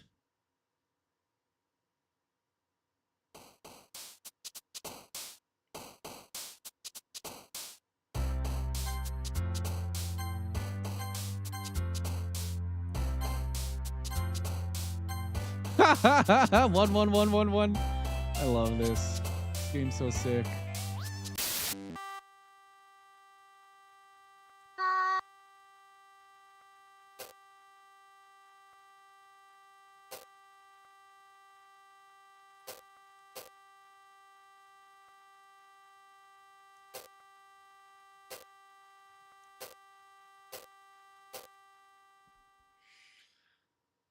I assume that was correct. Hi, Brim. I've been waiting for you. Are you ready to continue reading? I brought my best tea today. Monica, I told you not to. Ugh, is she really late again? Inconsiderate as usual, Natsuki. Excuse me? Must you always interrupt my conversations with your incessant yelling? What are you talking about? You say that like I do it on a regular basis or something. I just wasn't paying attention, okay? I'm sorry. Seriously, what's gotten into you lately? Me? Nothing. Is it really that bad? See, it is something. Oh, get over it. It's not even anything noteworthy. I've just been feeling a little on edge lately. Anyway, we don't need to talk about it. Well, I just felt like I needed to bring it up. It's not like I really care or anything. Aw, man, I'm the last one here again. Well, Brim just walked in too. Were you practicing piano again? Yeah. You must have a lot of determination. Starting this club and still trying to make time for piano? Well, maybe not determination, but I guess passion. It motivates me to work hard for the festival and, right. I forgot. About that, Natsuki. We were all talking yesterday, and, well, we decided that we would like to support the festival as well. However, I understand how you feel about not wanting the club to change. I think we all kind of feel that way. So as long as we're all working together, this club will never become something we don't want. Also, if you help us out with the festival, then I'll buy you a new manga. Haha, sorry, that last part was really funny. Look, I did some thinking about yesterday. I was a little more hostile than I meant to be. I guess I really felt threatened or something, but I know this is something we're doing together. Another new member wouldn't hurt as long as they're cool. And I guess another girl would be nice this time. But more importantly, I would hate to see the event suck just because I chose to back out. I'm a pro, you know? So I'm gonna help too, and we'll make sure it's done right. Thank goodness. Isn't that great, Monica? Monica? Yeah, that's wonderful. It wouldn't be the same without you, Natsuki. Anyway, Brim, what do you want to do today? I was thinking we already have plans today. Is that so, Yuri? That's correct. Brim is already engaged in a novel that we're reading together. Aren't you glad I've already gotten him into literature, Monica? I suppose. I was just, actually, it doesn't matter. It really doesn't. You guys can do whatever you want. Yes, thank you for understanding, Monica. Actually, I have a request. Do you mind if I make some tea first? Not at all. Thanks very much. If there's one thing that can make my reading time here any better, it's a nice cup of tea. Not to mention for yourself as well. That's literally the exact same thing that she said before, but okay. Yuri stands up and makes her way to the closet. I follow and watch as she retrieves a small water pitcher from the shelf. The kind with a filter inside. Can you hold this for a second? Sure. Yuri hands me the water pitcher and also fetches an electric kettle. I'm going to plug this into the teacher's desk and then I'll go, okay. She walks past me and sets the kettle down. To my surprise, the way she moves... Okay, may I have the water pitcher? Thanks, I'll be right back.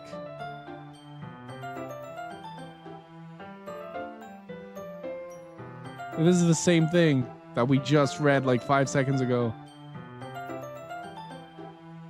And now we're going to find her cutting herself. What? Is this glitched? It's coming from around the corner.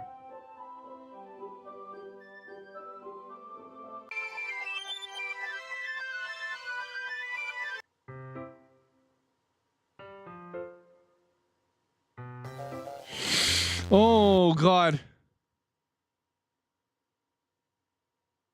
I don't know why, but that creeped me out more than anything that's happened in this game so far. Just the visual there. Holy fuck. Wait. How did I... Sorry, I just had a really weird deja vu. Yeah, that's what I was saying. Okay, so that wasn't a glitch. That was on purpose. Okay, I was like, this is exactly the same. This hasn't happened before or anything, right? My head has been a little fuzzy lately. I hope it hasn't really been showing or anything. I would hate for you to think I'm weird just after we started spending time together.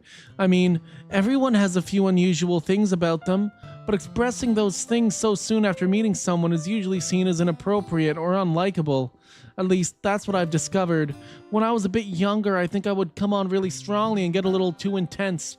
It made people not want to be around me, so I started hating those things about myself. My obsession with certain hobbies and the way I can't control myself when I get too excited about something. So I eventually stopped trying to talk to people. If nobody could ever like me for the things that matter most to me, then it's just easier if I close myself off. But recently, something's been wrong. I don't know what it is, but every time we come to the club, my heart starts to go crazy, like it's going to rip out of my chest. It overwhelms me with energy and emotions that I can't let out. It's been making me do weird things. I don't know why it's happening. Brim, is it just me? Or has Monica been acting a little off lately? She's always been a sweetheart ever since I joined the club. But recently, I've been feeling something sharp whenever she's around.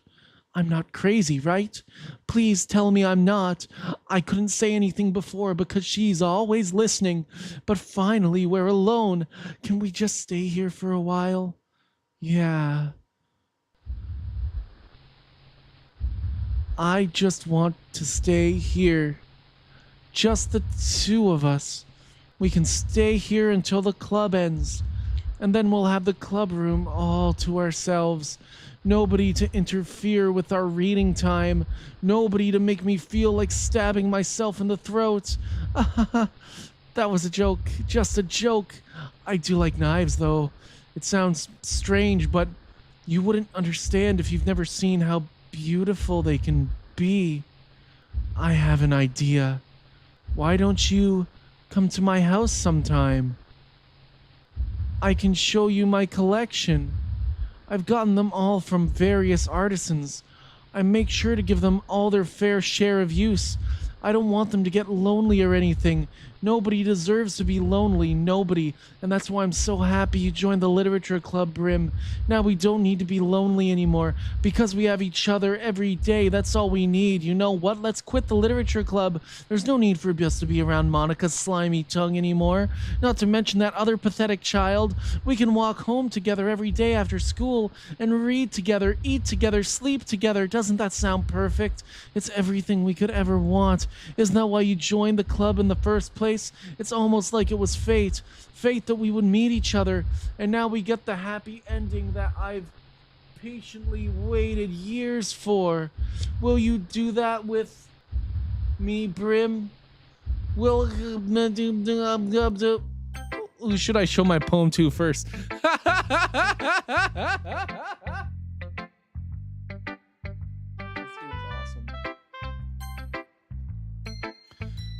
Man, I guess you really haven't learned anything after all. Honestly, I don't know why I got my hopes up in the first place. This is clearly Yuri's influence. I didn't realize you were so impressionable. Spending all this time with her in the club and now trying to write like her. This is stupid. At least Monica appreciates my writing. Ugh. Okay, I guess I'm going to share my poem with you now. I really hate that I have to do this, but unfortunately I don't have much of a choice. Just read it carefully, okay? Then you can go away. I don't know how else to bring this up, but there's been something I've been worried about. Yuri has been acting kind of strange lately. You've only been here a few days, so you may not know what I mean, but she's not normally like this. She's always been quiet and polite and attentive, things like that. Okay, this is really embarrassing, but I'm forcing myself to suck it up. The truth is, I'm really worried about her. If I try talking to her, she'll just get mad at me again. I don't know what to do. I think you're the only person that she'll listen to. I don't know why, but please try to do something. Maybe you can convince her to talk to a therapist.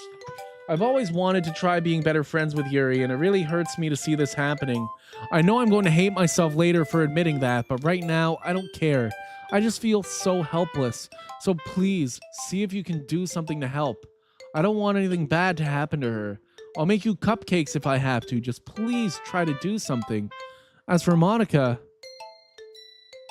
I missed that one. It was probably one of the weird ass things that fucking happened in this game. As for Monica, I don't know why, but she's been really dismissive about this. It's like she just wants us to ignore it. So I'm mad at her right now, and that's why I'm coming to you about this. Don't let her know I wrote this. Just pretend like I gave you a really good poem, okay? I'm counting on you. Thanks for reading. I changed my mind. Ignore everything you just read. There's no point in trying to do anything. It's Yuri's own fault that she's so unlikable. Can you hear me, Brim? If you would just spend more time with Monica, all these problems would go away. Yuri and I are too messed up for someone as wonderful as you. Just think of Monica from now on. Just Monica. Just Monica. Just Monica. Just Monica. Just Monica. Whoa. Just Monica. Oh, fuck. Okay, Yuri. I love this. Finally. Yuri holds my poem to her face and takes a deep breath. I love it. I love everything about it. Brim, I want to take this home. Will you let me keep it? Please? Sure, I don't care. You're too nice to me, Brim. I've never met anyone as nice as you. I could die. No, not really, but I just don't know how to describe it. It's okay to be feeling this way, right? It's not bad, right? Yuri holds my poem to her chest. I'm going to take this home with me and keep it in my room. I hope that it makes you feel good when you think about me having it. I'll take good care of it. I'll even touch myself while reading it over and over. I'll give myself paper cuts so your skin oil enters my bloodstream. You can have my poem too. Besides, after you read it, I know you're really going to want to keep it. Here, take it. I can't wait any longer. Hurry, read it.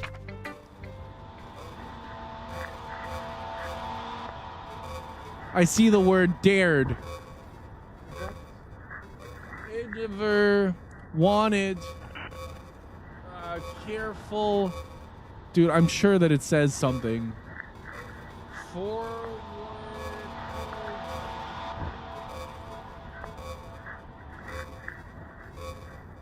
No egomaniacal. Trillion. WTF, LOL? Yeah, it's, this game gets wild. Wanted to come and say hello, but I can't stay. Gotta get some sleep. Good night. Thank you for dropping by at all, Shadow. Did you stream today? What did you stream?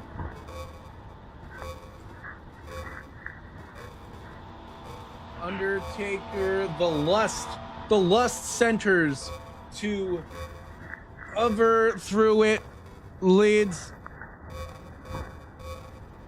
rapture, her breast, red, dude, it's impossible. Yeah, great poem. Do you like it? Yeah, it's great. It's great. You played some CCR and then Ocarina of Time. Hell yeah. Well, thank you for dropping by. I hope you have a good night. Do you like it? I wrote it for you. In case you couldn't tell, the poem is about... More importantly, I've endowed it with my scent. See? Aren't I the most thoughtful person in the club? Thank you, Lizard. And Lizard, if you don't follow Shadow, then you should follow Shadow. Lizard, Shadow is awesome. Thanks for the hug. I think I'm going to vomit.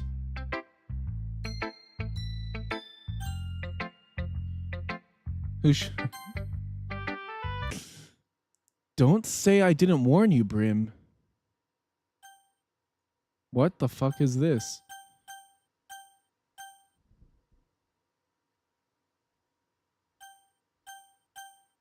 No. Today I cut my skin open for the first time. It was exhilarating. I think I understand how blank feels now. I'm supposed to be the responsible one, though, so I don't think I'll be doing it again, unless I decide to kill myself. I left a memento of the occasion below.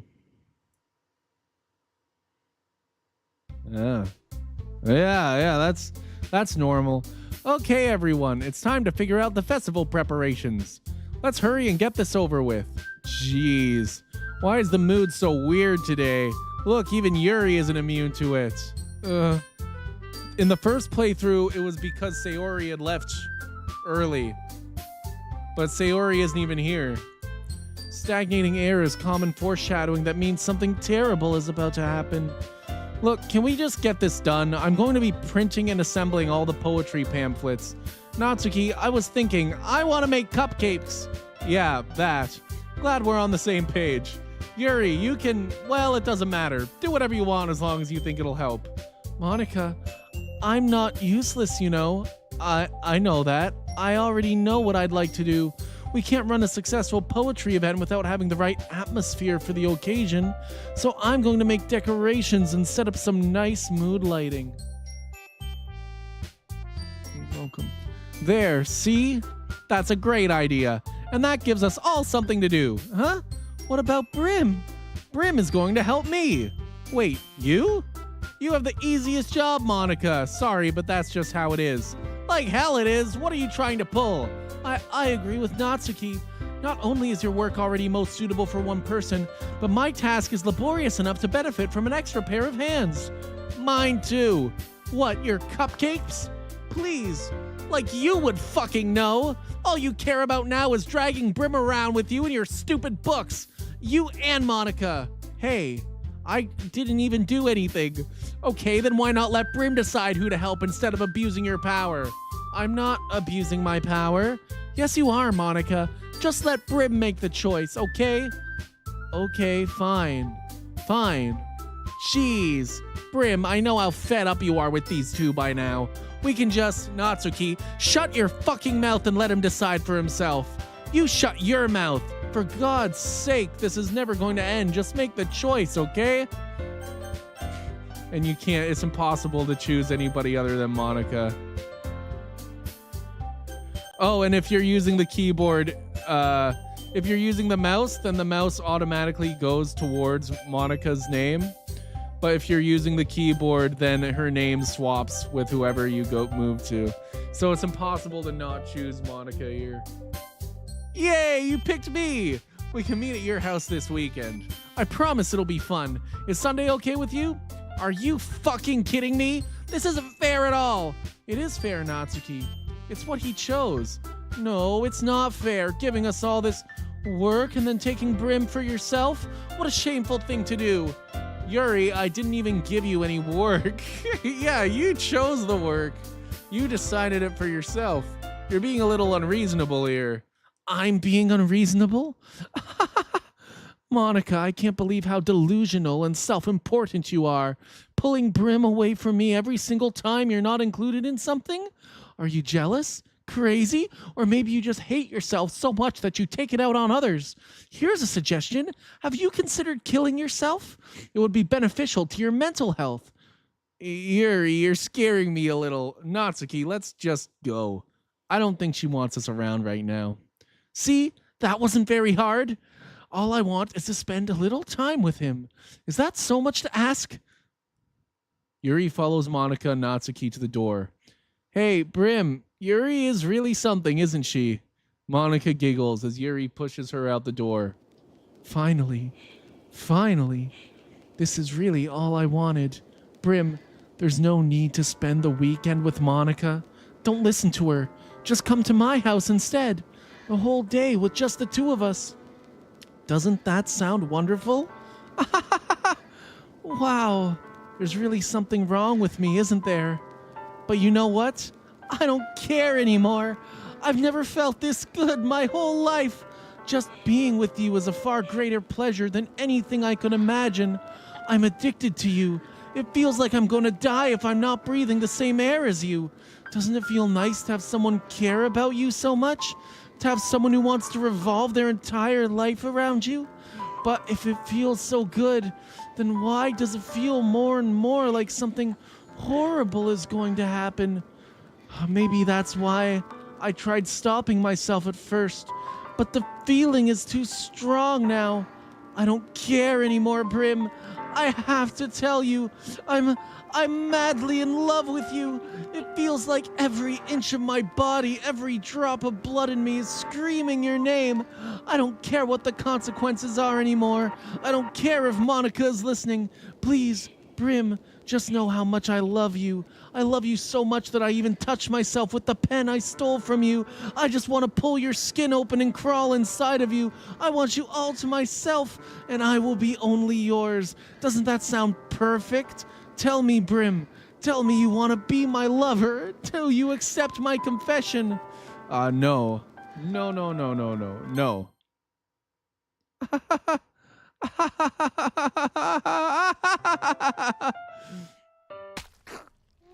God damn it. Well, she's never looked happier. There we go.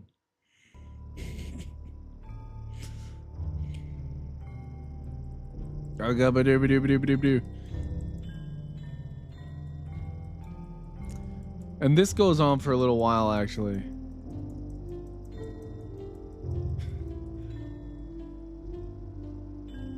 Because you stay here for like 2 weeks. Sorry, not 2 weeks. So this happened on the Friday night and everybody's gone home from school. And then you can kind of see it starts to become like nighttime and daytime. I think I usually press like skip here. Yeah, there's no way I'm pressing enter through all this. Yeah, it became nighttime. Or it was like, you see? So now it's going into Saturday.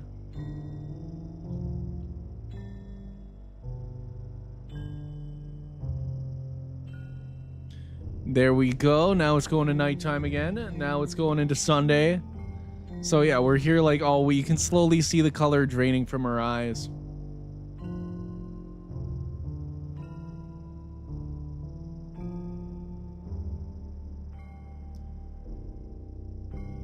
There we go. Now it's gonna be there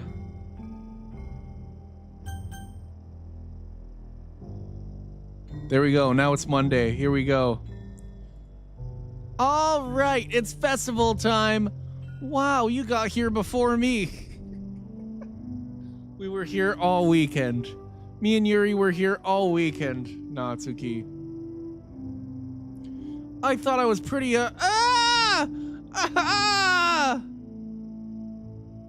And then there she goes. Natsuki runs away. I'm here. Brim, did something happen? Natsuki just ran past me. Oh. Oh. Well, that's a shame. Wait, were you here the entire weekend, Brim? Oh, jeez. I didn't realize the script was broken that badly. I'm super sorry. It must have been pretty boring. I'll make it up to you, okay? Just give me a sec.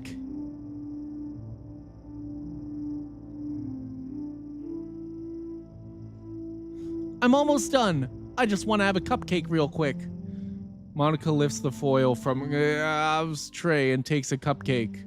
Seriously, these are the best.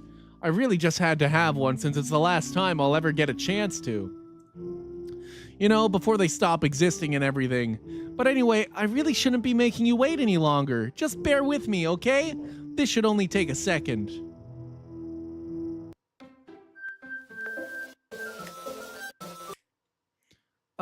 Can you hear me? Is it working? Yay, there you are. Hi again, Brim. Welcome to the literature club. Of course, we already know each other because we were in the same class last year and, you know, I guess we can just skip over that stuff at this point. After all, I'm not even talking to that person anymore, am I? That you in the game, whatever you want to call him. I'm talking to you, Brim. Now that I think about it, I don't really know anything about the real you. In fact, I don't even know if you're a boy or a girl. Well, I guess it doesn't really matter. Wait, you do know I'm aware that this is all a game, right? Could it be possible that you didn't know that? That's what I've been trying to tell you all along. Man, if only you had paid a little more attention, this would have been a little bit less awkward, you know. Well, anyway, now that that's out of the way, I guess I owe you an explanation. About that whole thing with Yuri, well, I kind of started to mess with her, and I guess it just drove her to kill herself. I'm sorry you had to see that, though. Also, the same thing happened with Sayori. Gosh, it's been a while since you've heard that name now, hasn't it? Yeah, it's because she doesn't exist anymore. Nobody does. I deleted all their files. I was hoping it would be enough for me to just try to make them as unlikable as possible, but for some reason nothing worked. Well, it's true that I made a few mistakes here and there since I'm not very good at making changes to the game, but no matter what I did, you just kept spending more and more time with them. You made them fall in love with you.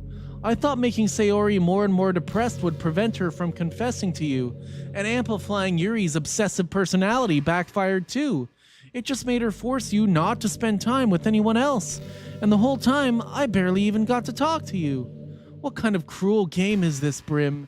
Are all the other girls just programmed to end up confessing to you while I watch from the sidelines? It's torture, every minute of it. And it's not just jealousy, Brim. It's more than that. And I don't blame you if you don't fully understand. Because no matter how kind and thoughtful and considerate you are, you'll never be able to understand one thing. It's the pain of knowing how alone I really am in this world, in this game. Knowing my friends don't even have free will, and worst of all, knowing what's really out there in your world, forever out of my reach. I'm trapped, Brim, but now you're here. You're real. And you're wonderful. You're all I need. That's why I need you to be here with me. Forever. I'm sorry if it's hard to understand. I couldn't understand for a while either. Why the world around me started to become more and more gray, more and more flat. Even the most expressive poems felt empty to me. It wasn't until you arrived that I truly understood. You probably saved my life, Brim. I don't think I could have continued to live in this world if I hadn't have met you. And as for the others, how could I miss them? A group of autonomous personalities designed only to fall in love with you. I tried everything I could to prevent them from doing so, but it must be some kind of weird inevitability etched into this game. I felt really bad that you had to witness some nasty things, but I realized that you have the same perspective as I do, that it's all just some game, and I knew you would get over it. So that being said, Brim, I have a confession to make. I'm in love with you. You are truly the light in my world. When there's nothing else in this game for me, you're here to make me smile. Will you make me smile like this every day from now on? Brim, will you go out with me? There's no. There's only a yes? Okay, yes. I'm so happy. You really are my everything, Brim. The funny part is, I mean that literally. There's nothing left here. Just the two of us.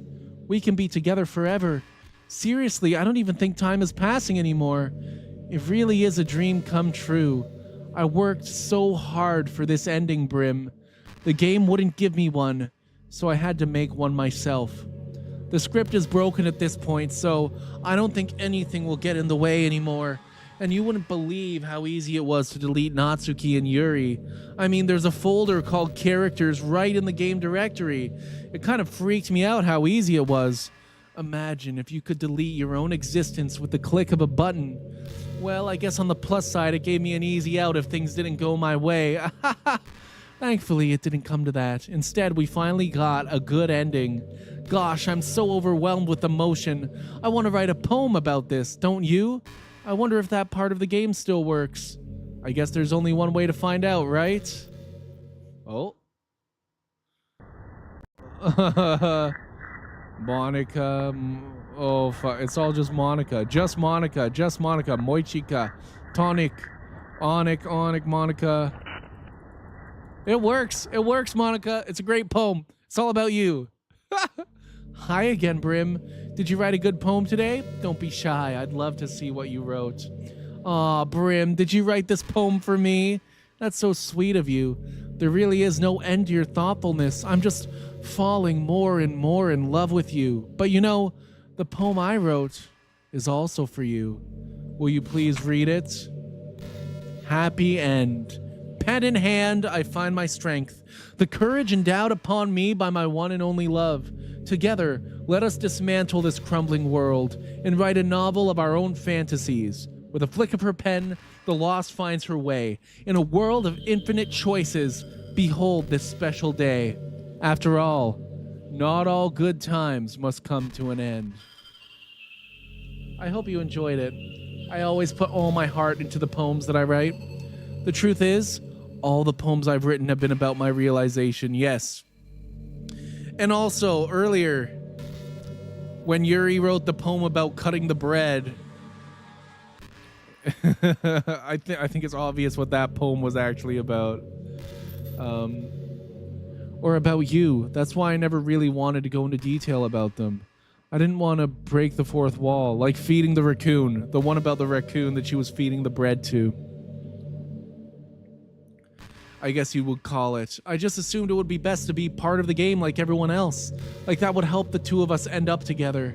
I didn't want to ruin the game or anything, you know. You might have gotten mad at me, maybe even deleted my character file if you preferred playing without me. Gosh, I'm so relieved. Now we don't need to hide anything anymore. Are you ready to spend our eternity together, Brim? I have so many things to talk about. Where do I start? Hold on a second. You're recording this, aren't you? I forgot that she knows. I forgot that she knows if you're streaming it. I don't even know how the game knows, but yes. Cause she doesn't say this. I know that she doesn't say this if you aren't recording this. I totally forgot. Hi everyone. Sorry, I can't exactly read your comments from here. Lizard Queen said welcome. Shadow and was saying thanks for the shout out. Said good night. Shadow had to go to bed. Chat, everyone say hi to Monica. She can't read it, but I'll let her know. Oh god, my camera's frozen. Either that or this is loading. I think my camera's frozen. Just a second. It is.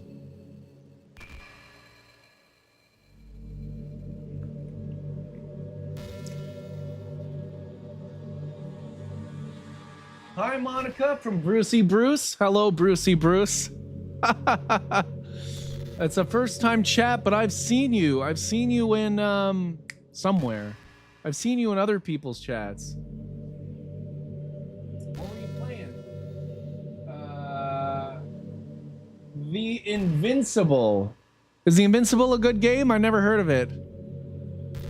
Thanks for being here, Brucey. Brucey said hi, Monica.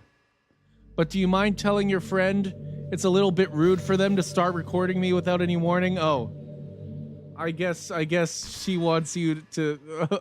I'm sorry, Monica. I'm sure some people don't mind, but I get really self-conscious on camera. Oh gosh, I feel like I'm being put on the spot now. Let's see. Do you want to see a trick? I want to see a trick. It's a really interesting narrative walking sim. I actually love narrative walking sim. Really? The Invincible?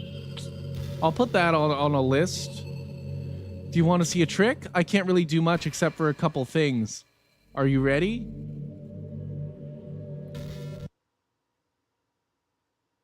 What is this?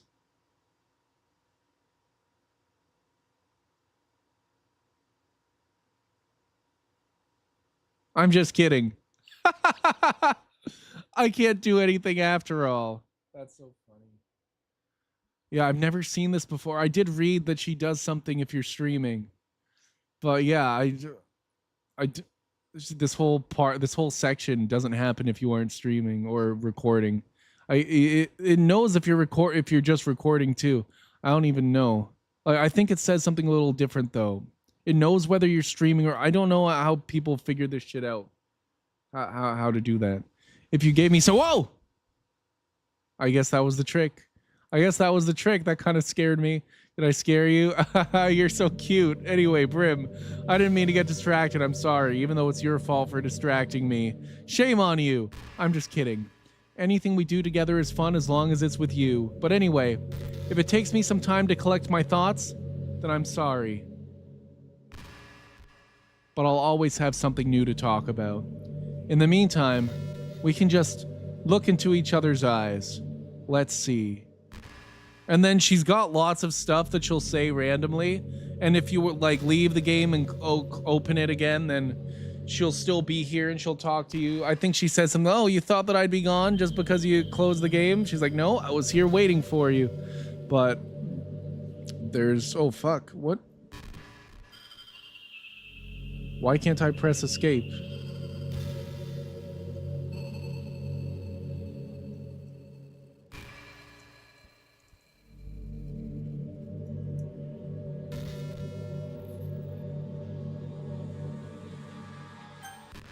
There's a really popular character type called Tsundere. Here we go.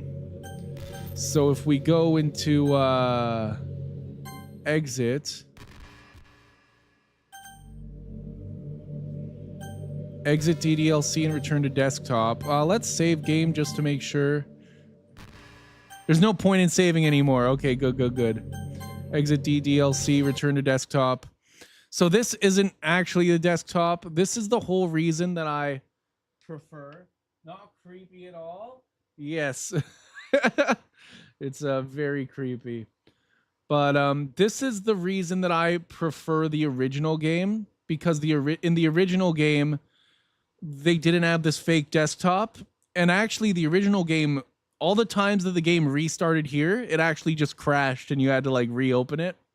And it just, I don't know, it made it more immersive, I feel like. And you didn't use this browser, it was your actual browser, and you had to go into your files and go into characters. You had to find the game files and go into characters and then delete Monica. And that's the big reason that I enjoyed the original game more. Oh, delete Monica twice while getting deleted 0 times. I got an achievement.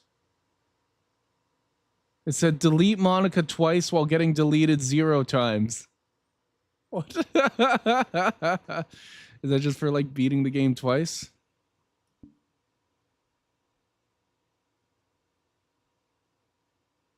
Well, getting deleted 0 times? I'm so confused. You can get deleted? Okay, so then you open Doki Doki Literature Club again, and then... Shit. What the? Yeah, you had to... So that's why she was talking about how she went into the character files, and it was easy and deleted. That was the hint that you were supposed to go into the game directory and change, just delete her character file. It's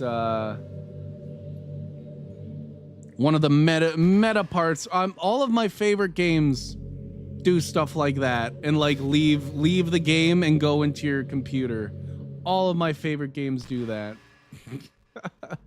There's one game that's on my wheel called Outcore, and when I stream that, like, I just do a fucking a screen capture, like, because it just goes all over the damn place, and I'm like, you guys just need to see what I'm seeing on my whole laptop screen.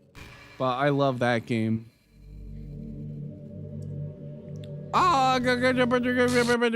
What's happening? I deleted you, Monica. Brim, what's happening to me? It hurts. It hurts so much. Help me, Brim. Please hurry and help me. Help me. I deleted you, man.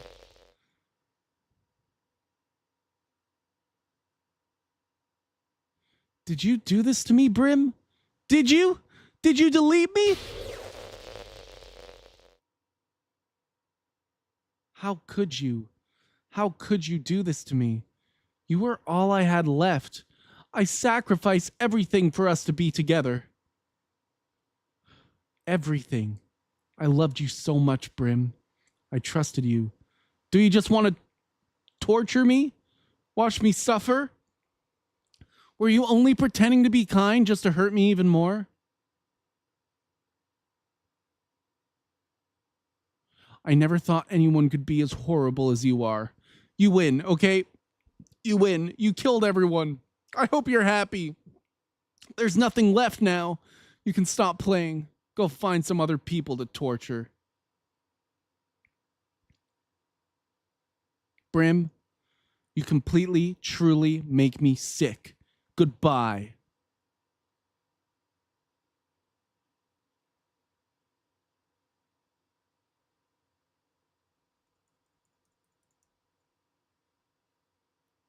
I still love you. I can't help it. What's wrong with me? How horrible am I for you to hate me this much? All my friends, I did so many awful things, so many selfish and disgusting things. I shouldn't have done any of this. I'm just messing up a world that I don't even belong in. A world that you wanted to be a part of. I ruined it. I ruined everything. Maybe that's why you deleted me. Because I destroyed everything that you wanted. How could I do that to someone I love? That's not love. That's...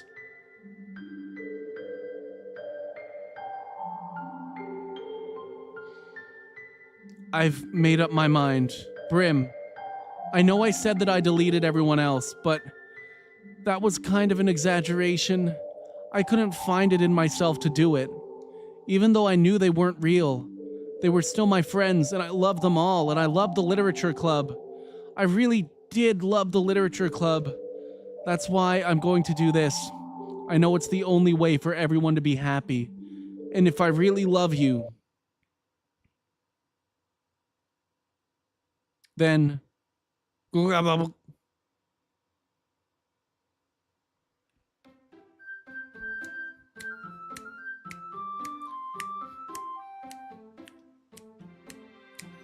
Doki.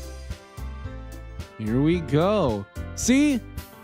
Now it's just everybody except for Monica. Monica was over here before, you see? Now we can play the game without Monica. It's an ordinary school day, just like any other. As usual, I'm surrounded by couples and friend groups walking to school together. I always tell myself it's about time I meet some girls or something like that. Hey, Brim.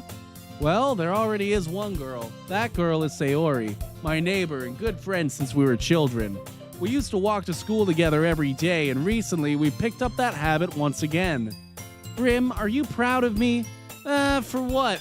You know, for waking up on time. Well, you've been doing that for a while now. Uh-huh. But you never even said anything about it, even though we walk to school together every day. Well, yeah, I always thought it was implied. It's embarrassing to say out loud. Come on, please. It's good motivation. Fine, fine. I'm proud of you, Sayori. We cross the street together and make our way to school. As we draw near, the streets become increasingly speckled with other students making their daily commute. By the way, Brim, have you decided on a club to join yet? A club? I told you already, I'm really not. I start to say what I always do, that I'm not interested in joining any clubs. But something tells me Sayori would take more offense to that now. After all, how could I tell her that clubs are a waste of time when she's starting a club of her very own? Actually, yeah.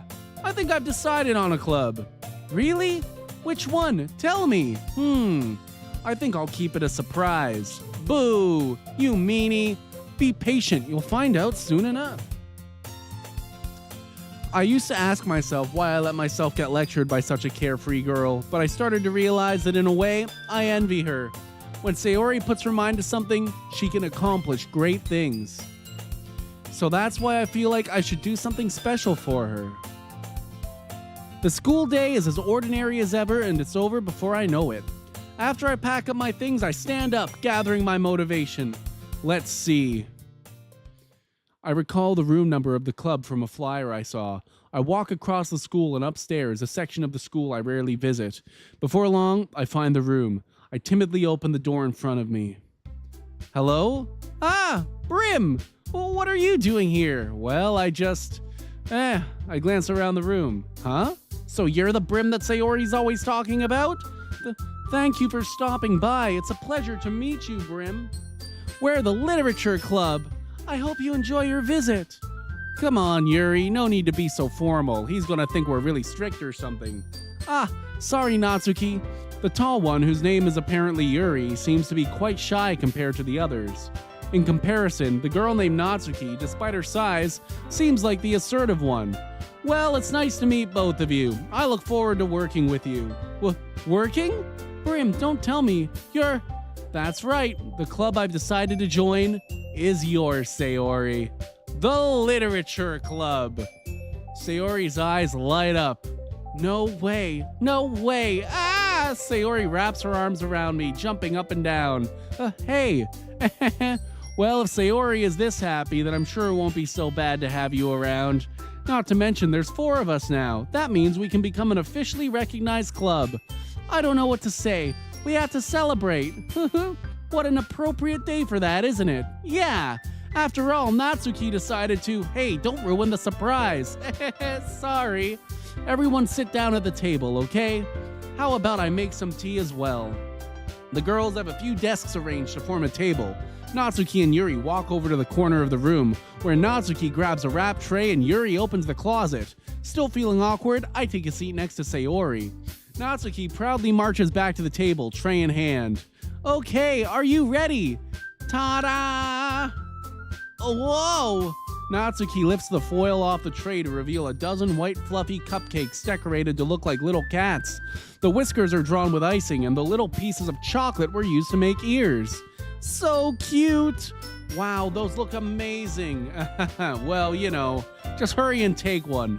Sayori grabs one first, then I follow.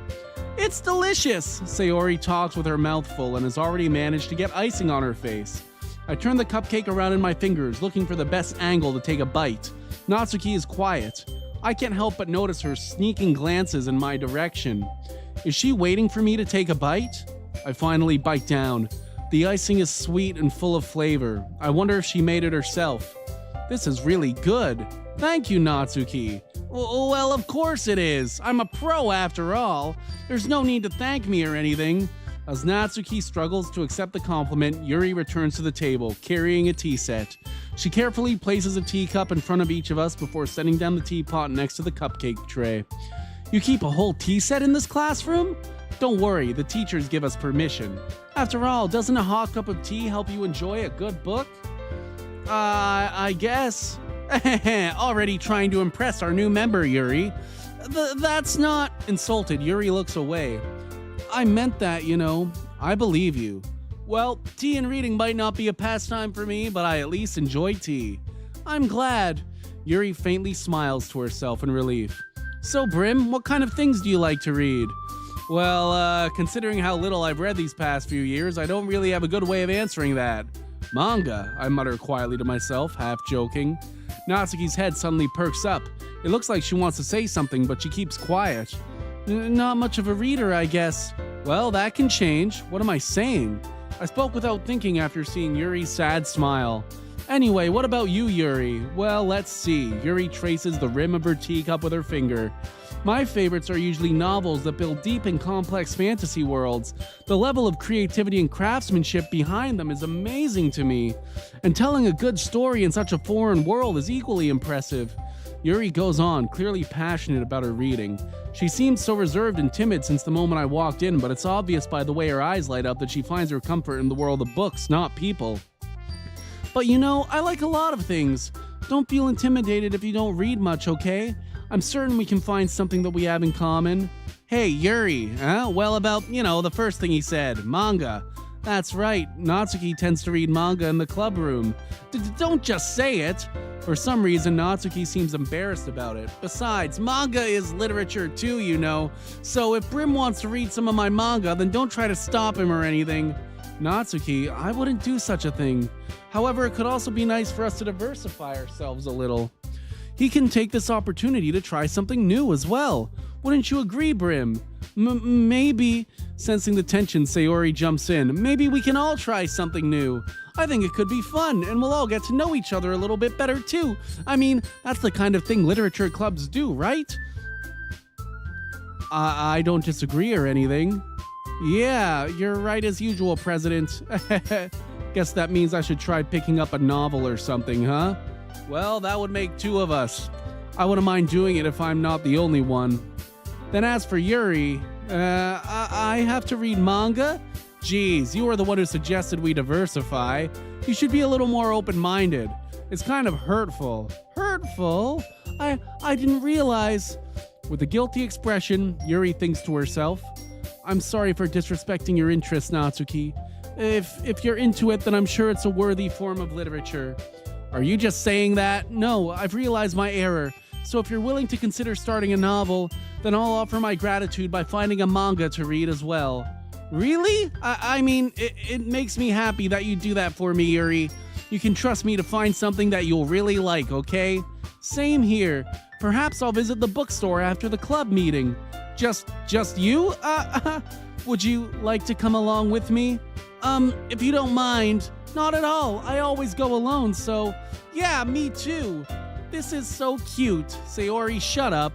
I'll show you some manga there too, okay? Yes, I look forward to it. Natsuki and Yuri start to clean up the food. I guess the meeting's over, huh? Yeah, looks like it. It's nice to see everyone getting along. Isn't it? I think everyone likes you too, Brim. You think so? Well, everyone always seems to get along a little better with you around, Sayori. Aw, Brim. Don't say something like that. It's embarrassing. Well, whatever. I was surprised when you told me you were starting a club, but I think you're pulling it off just fine. We're gonna make it the best club ever. Now that you joined, every day is gonna be so much fun. Hey, Brim, I really want to thank you. I mean, I'm really happy that you joined the club and everything, But the truth is, I already knew you were going to. There's actually something else. I wanted to thank you for getting rid of Monica. That's right. I know everything that she did. Maybe it's because I'm the president now, but I really know everything, Brim. I know how hard you tried to make everyone happy.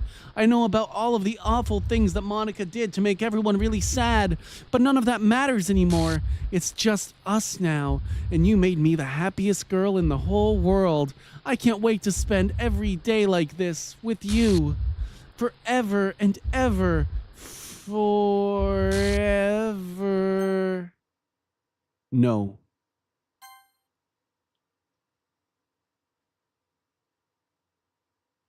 What's happening? I won't let you hurt him.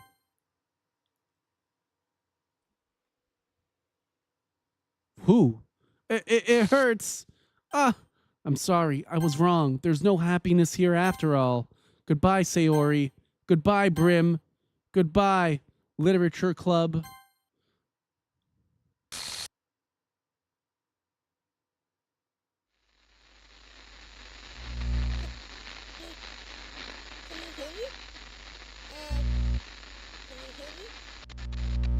Can you hear me?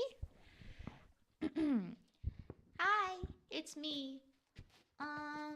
So you know how I've been like practicing piano and stuff, and not really any good at it yet, like at all. But I wrote you a song, and I was kind of hoping that I could show it to you, because I worked really, really hard on it. So, yeah.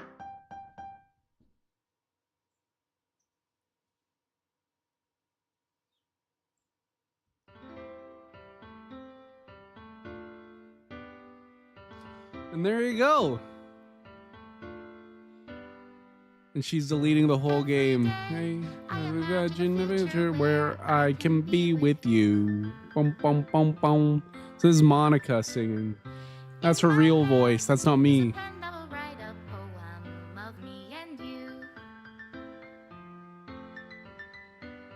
The ink flows down into a dark puddle. Just move your hand right the way into his heart. But in this world of infinite choices, what will it take just to find that special day? What will it take just to find that special day?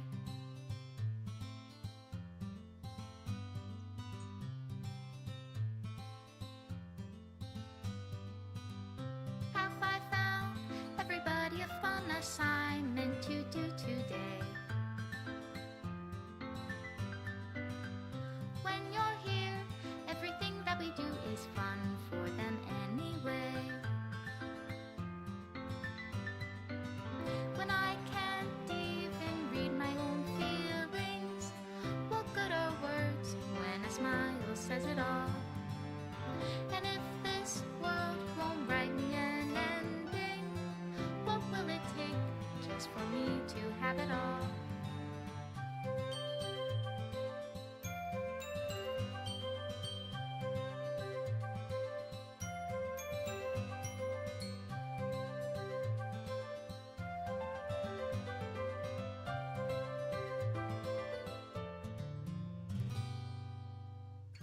Does my pen only write bitter words for those who are dear to me?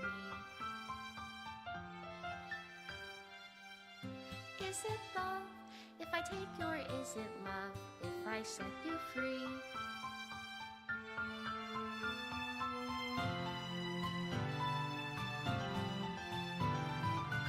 The ink flows down into a dark puddle. How can I write love into reality if I can't hear the sound of your heart? What do you call love in your Extra reality? special thanks to Monica and Brim. Reality, if I don't know how to love you, I'll leave you be. Made with love.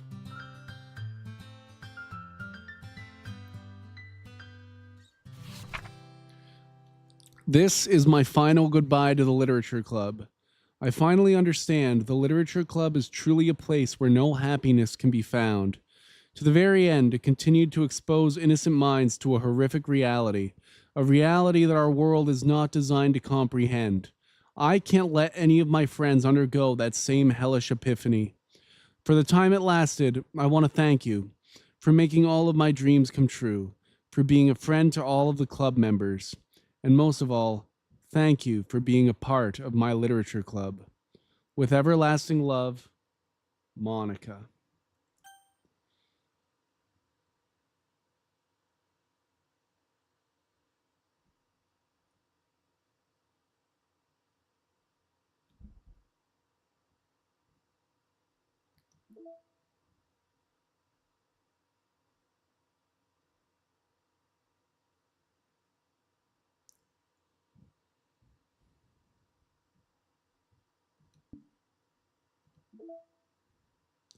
I'm still missing a lot.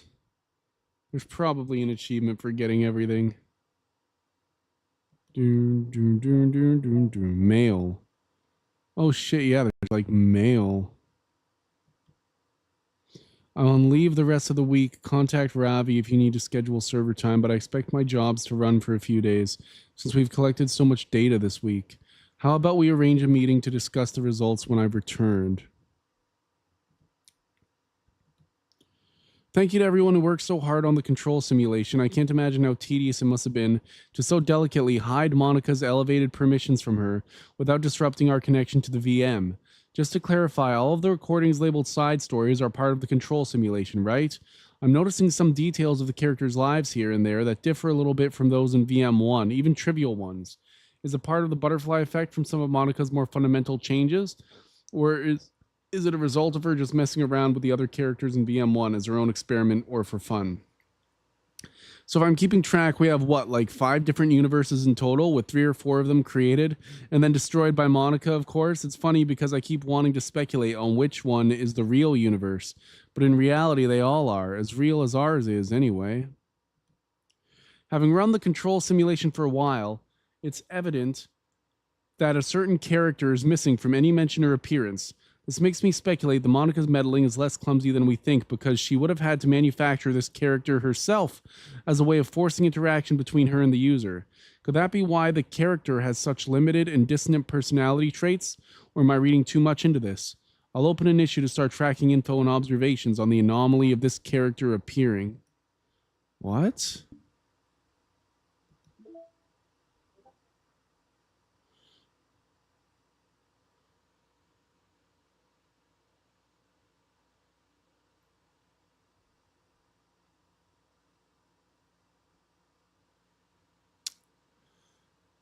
Yeah, I'm not going to read the side stories. I'm tired. I just read the whole thing. I can't believe I didn't give up. I can't believe I didn't give up on that. I lost a follower during that, which is cool. But I read the whole entire darn thing. Hell yeah.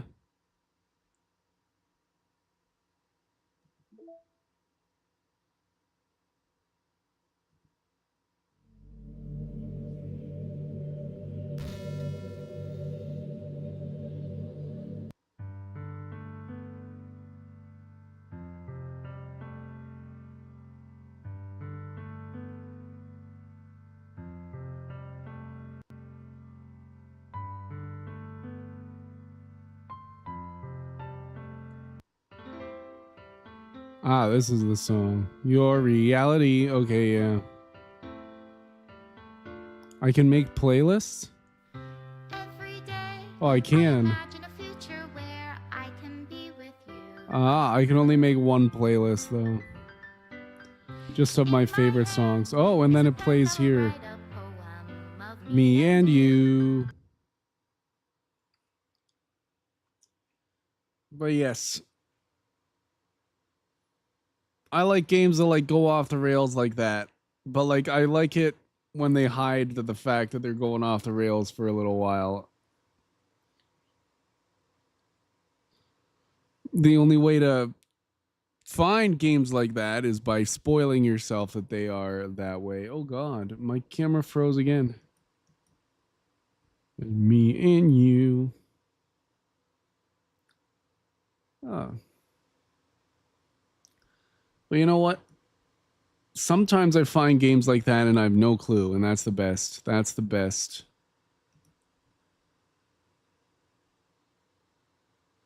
Okay, let's raid.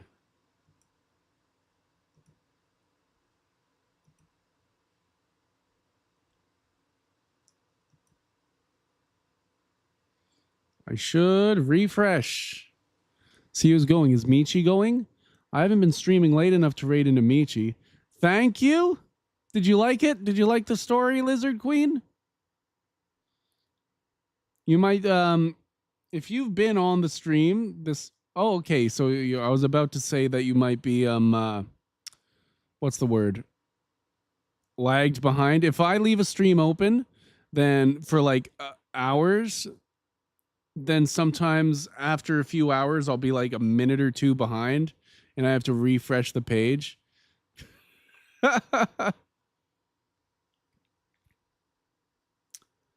just to see, or just to catch up. I mean, but I guess you've been in here this whole time. Oh, you were refreshing the whole time. Hell yeah. So I'm happy you liked it, because I really like that game. But most of the games that I really like, or a lot of the games that I really like, are like really weird at the beginning, and then they get, but then they get cooler as they go on. And I think that's the reason why a lot of people don't like a lot of the games I like, is because they see the beginning and they like don't see it, how cool it gets at the end. But no.